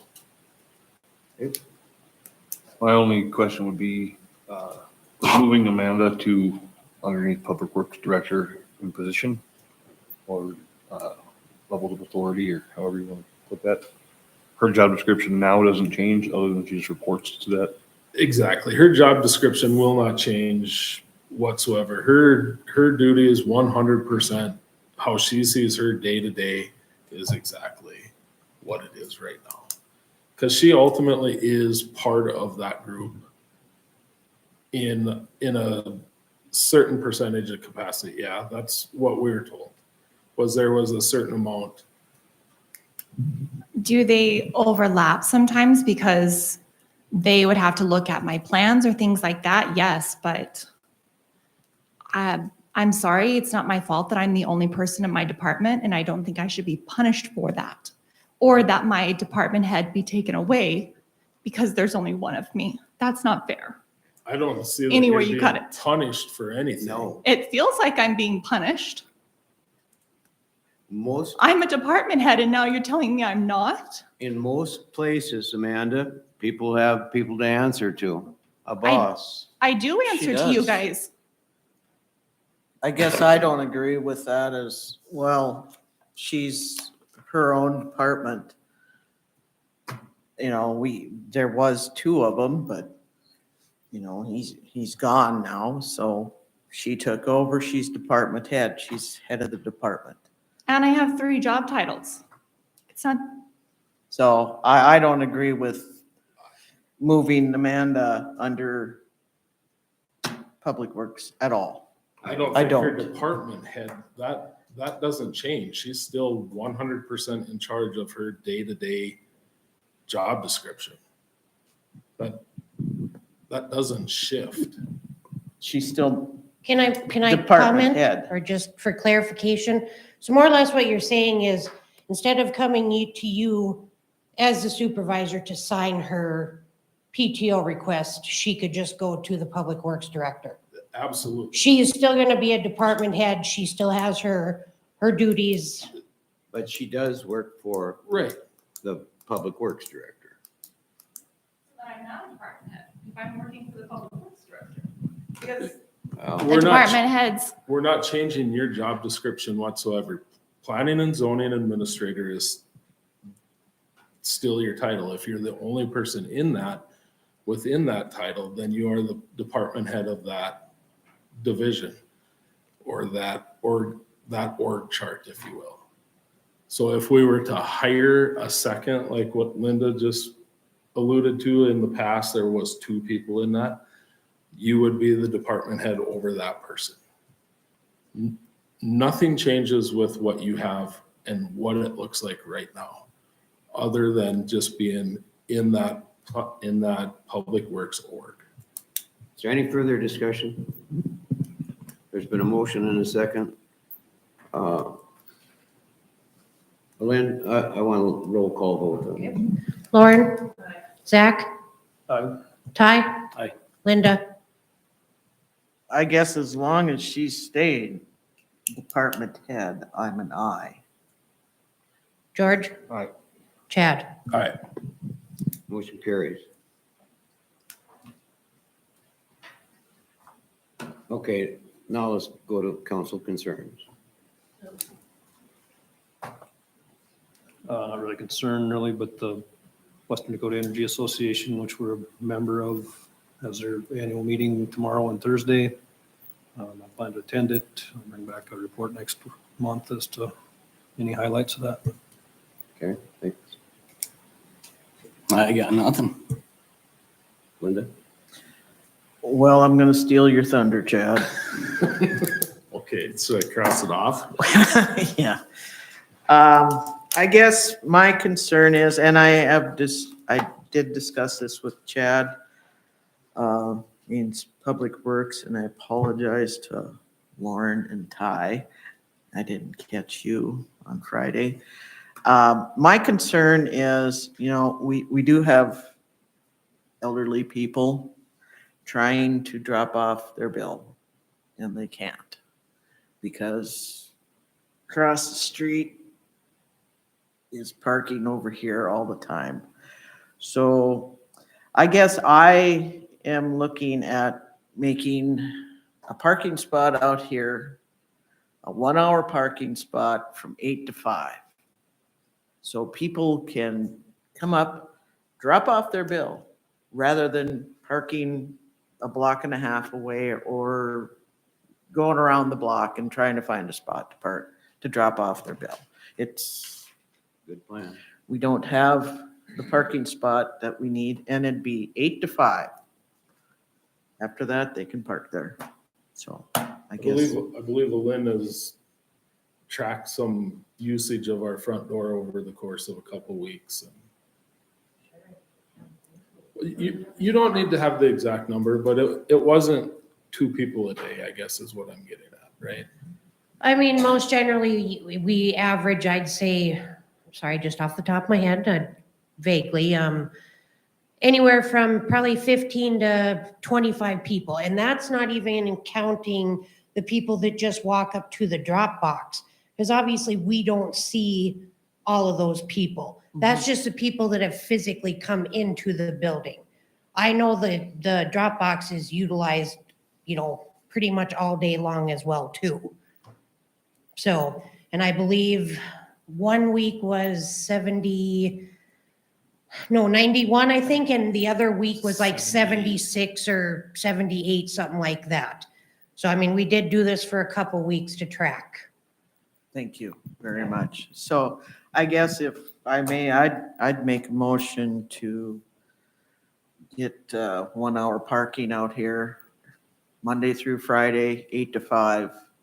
So people can drive up and drop off their bill without having to drive a block and a half or drive around town just to drop off their bill.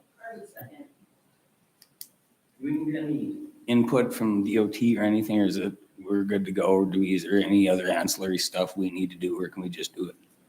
It's kind of like handicap parking. Yeah, Exactly. I mean, if we're good to go, we want to just do here or here around the corner, or what do we think? Well, it's usually police parking around the corner, The but, handicap spot, and then like right, Linda there's, says, one more spot Yep. for 1 hour. I just have one, sorry, Pardon? just have one comment. I Okay. think it's a great idea, but I think there's gonna be a negative side effect to it. It's gonna move the vehicle that sat here about 20 feet. And I think every business on Main would like to have 1 hour parking in front of it so that their customers can come in and not have that vehicle in front of it 24/7 or all day long. So, I mean, it solves the problem for City Hall, but I think it makes it worse for potentially other businesses on Main. Share and share alike. We've had it for several years. Somebody else can have the turn. Maybe they can get more traction with Yeah. having them park elsewhere. I guess I don't see any other businesses wanting 1 hour parking. Well, we've had the comments. Any other comments? There's a motion and a second. All in favor signify by saying aye. I, Aye. Call. Huh? You should roll call. Oh. on that. Just for clarification, it's, On Car- that, a car well, we length. can take a roll call vote, but it's a car length in front of the handicap and then to the corner. Is that what we're voting on? right, Well, at least a car length in front of the handicap. yeah. Handicapped, it's a handicap. So, Zach, No. Ty, Aye. Linda, I, George. Aye. Chad.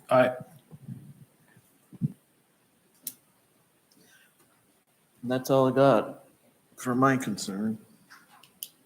okay. The ayes have it with 1 no. So motion carries.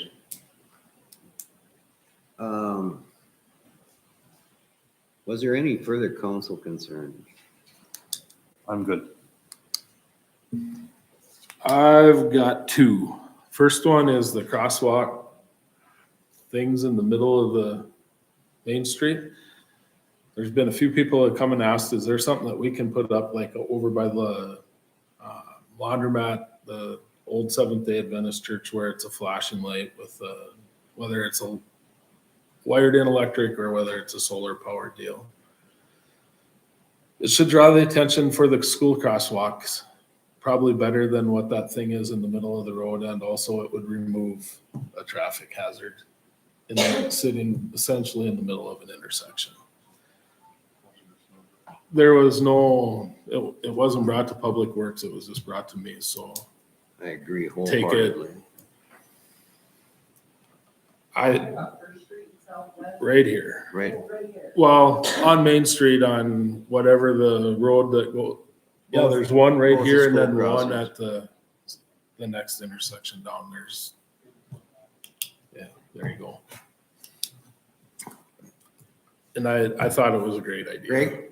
I had a comment on that. I was running here one day in a truck, a semi, was on the side street. And there was quite a bit of equipment around from the street and all that. He turned to my south, and his trailer, Kobe, drove right over the top of that. He didn't have a choice. He should have went out and moved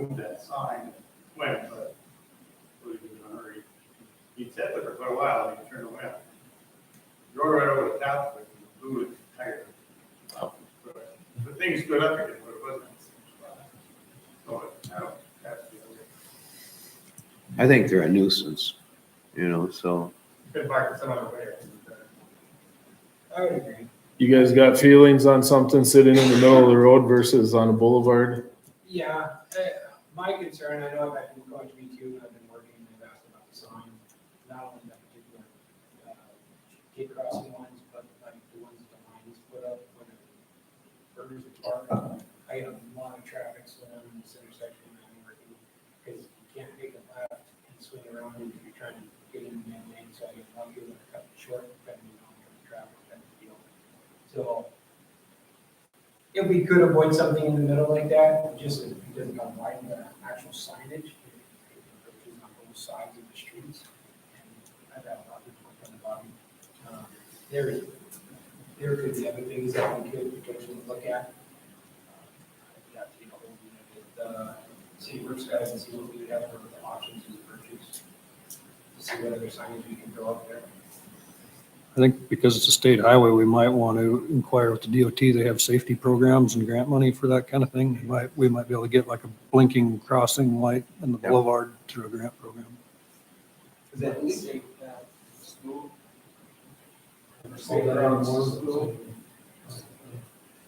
So, and I don't know who should check into that, Lynn. I don't know what plate that falls on, but bring back some information on it, I guess, see what our It options is public are. works. I mean, So I think we can attest, we don't have to meet on it. Well, I can check to see if there's any grants, like you're saying, the safe routes to school. I could check into that and see if there is anything that's available or that will become available. Okay. And then the last thing I got is I've had probably 15 people in the last month and a half call me and they're wondering why we have 25-mile-an-hour speed limit, 20-mile-an-hour speed limit in the school zone, and then a 15-mile-an-hour speed limit to where you can travel almost consecutive blocks and fall into one of each of those speed limits. It's kind of ridiculous to have 3 speed limits, in my opinion, like how we have it set up. No, that particular type of signage is held, that is the chief's position as far as the speed limit signs and stuff like that. Personal, professional opinion, for residential's being 15 across the board. A lot of people don't realize how fast you really are going at 25 miles an hour when you're in a residential. Perfect example, a few years back when I was delivering the newspaper, I was going down First Street by the elementary school at 4 o'clock in the morning and my wife yelled at me, "Why the hell are you going so fast?" I'm doing 23 miles an hour, 2 miles underneath the speed limit. And you're just, and then when it's busy, I'm sorry, a lot of people think that it's not that fast. They need to go faster, actually. In reality, at 25 miles an hour, you're traveling at 37 feet per second. Most people's attention span is an 8-second gap by the time they realize an oh shit moment's about to happen and they hit the brakes. By that time, you plow through a kid or you hit a car, and you're still just coming to a stop due to the impact, and your foot hasn't even hit the brake yet. And I don't think that the complaints were necessarily so much as that 15 was too slow or 25 was too fast. It was just the concept of it was constantly changing from one to the next. And the school zones are at 20. And this one's at 15, and then one block over, it's at 25. Yeah, because First Street from 6th Avenue down to 10th Avenue is 15 miles an hour. All of 10th Avenue from Main Street over to 3rd Street Southeast is 15 miles an hour. 2nd Street itself, I do not believe it has, I don't think it's markered for 15. So that's a 25 mile an hour zone. 8th Avenue across from 4th Street Southwest over to 1st Street. Yeah, 1st Street Southeast is 20 miles an hour with the school if kids are present. And then, of course, the elementary school area is a 20 mile an hour zone. It is pretty ridiculous how it's set up because if you go from Dairy Queen and cut across there, you come up or you go straight up the other one, and then half the time, well, I've really noticed since, you guys put up how fast traffic going. And thinking, wow, thought it was just 20 here, 45 in here, then get knocked down to 15 and you're not even by the school anymore. You're like, Yeah. on some little side road. That'd be, And working those areas, because I live on 10th Avenue, and there isn't anybody that goes 15 miles an hour. There isn't anybody that goes 25 miles an hour. I've wrote multiple citations for 30 and 35 miles an hour. In front of our houses is. That ain't no 25 mile an hour. Oh, no. 45 past probably there. on Oh, yeah. average there, I would. Yeah, well, I mean, not believe me, exaggerating, I mean, 45. They're still at 40, 45, definitely. so is this a Tell public me. works thing? I don't know, the chief, he said sets, or they kind of. in our look. policy and as far as in everything, speed signs and stuff like that is governed by the chief of police. Because I know I've made comments to Chris when he was in there about signages we needed a stop sign here and this and that. We did correlate, we worked together with the city guys to get those signs up. But as far as changing the speed limits and stuff in a residential area or on any of the roads, Chief Jamerson would be the one that would work on that. If I may say, I know, and this was a few years ago, what is it? 2nd Street? By the pool? First Street. Is that First First Street. Street going south? That was, There, some I was people going to, came in or that live on that street. there was quite a few complaints.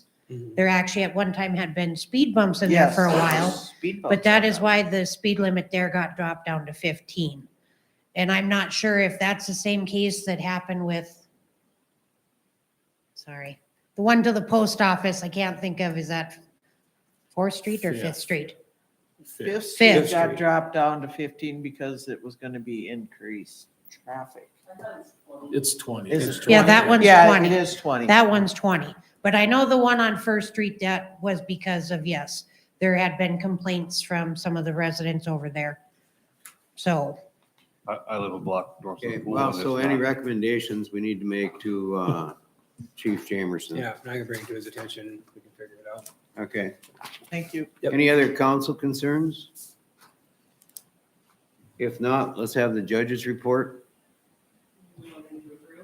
Second. Okay, there's a motion and a second. Any discussion on it? If no discussion, all in favor signify by saying aye. Aye. Same sign for opposed. Okay, bills.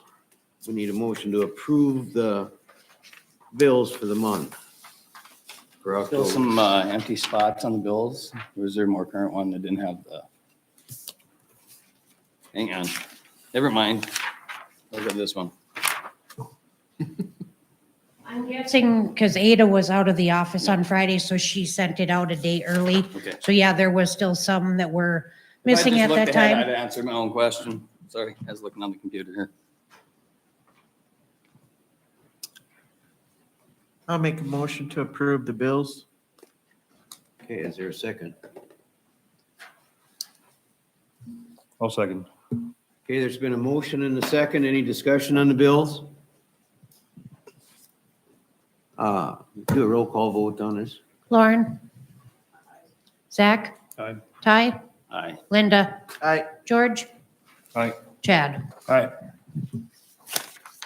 I would recommend Motion to adjourn. There you go. All in favor signify by saying aye. Aye. Opposed, same sign. Meeting adjourned. Thank you, everybody, for coming. I couldn't wait for. Thank you.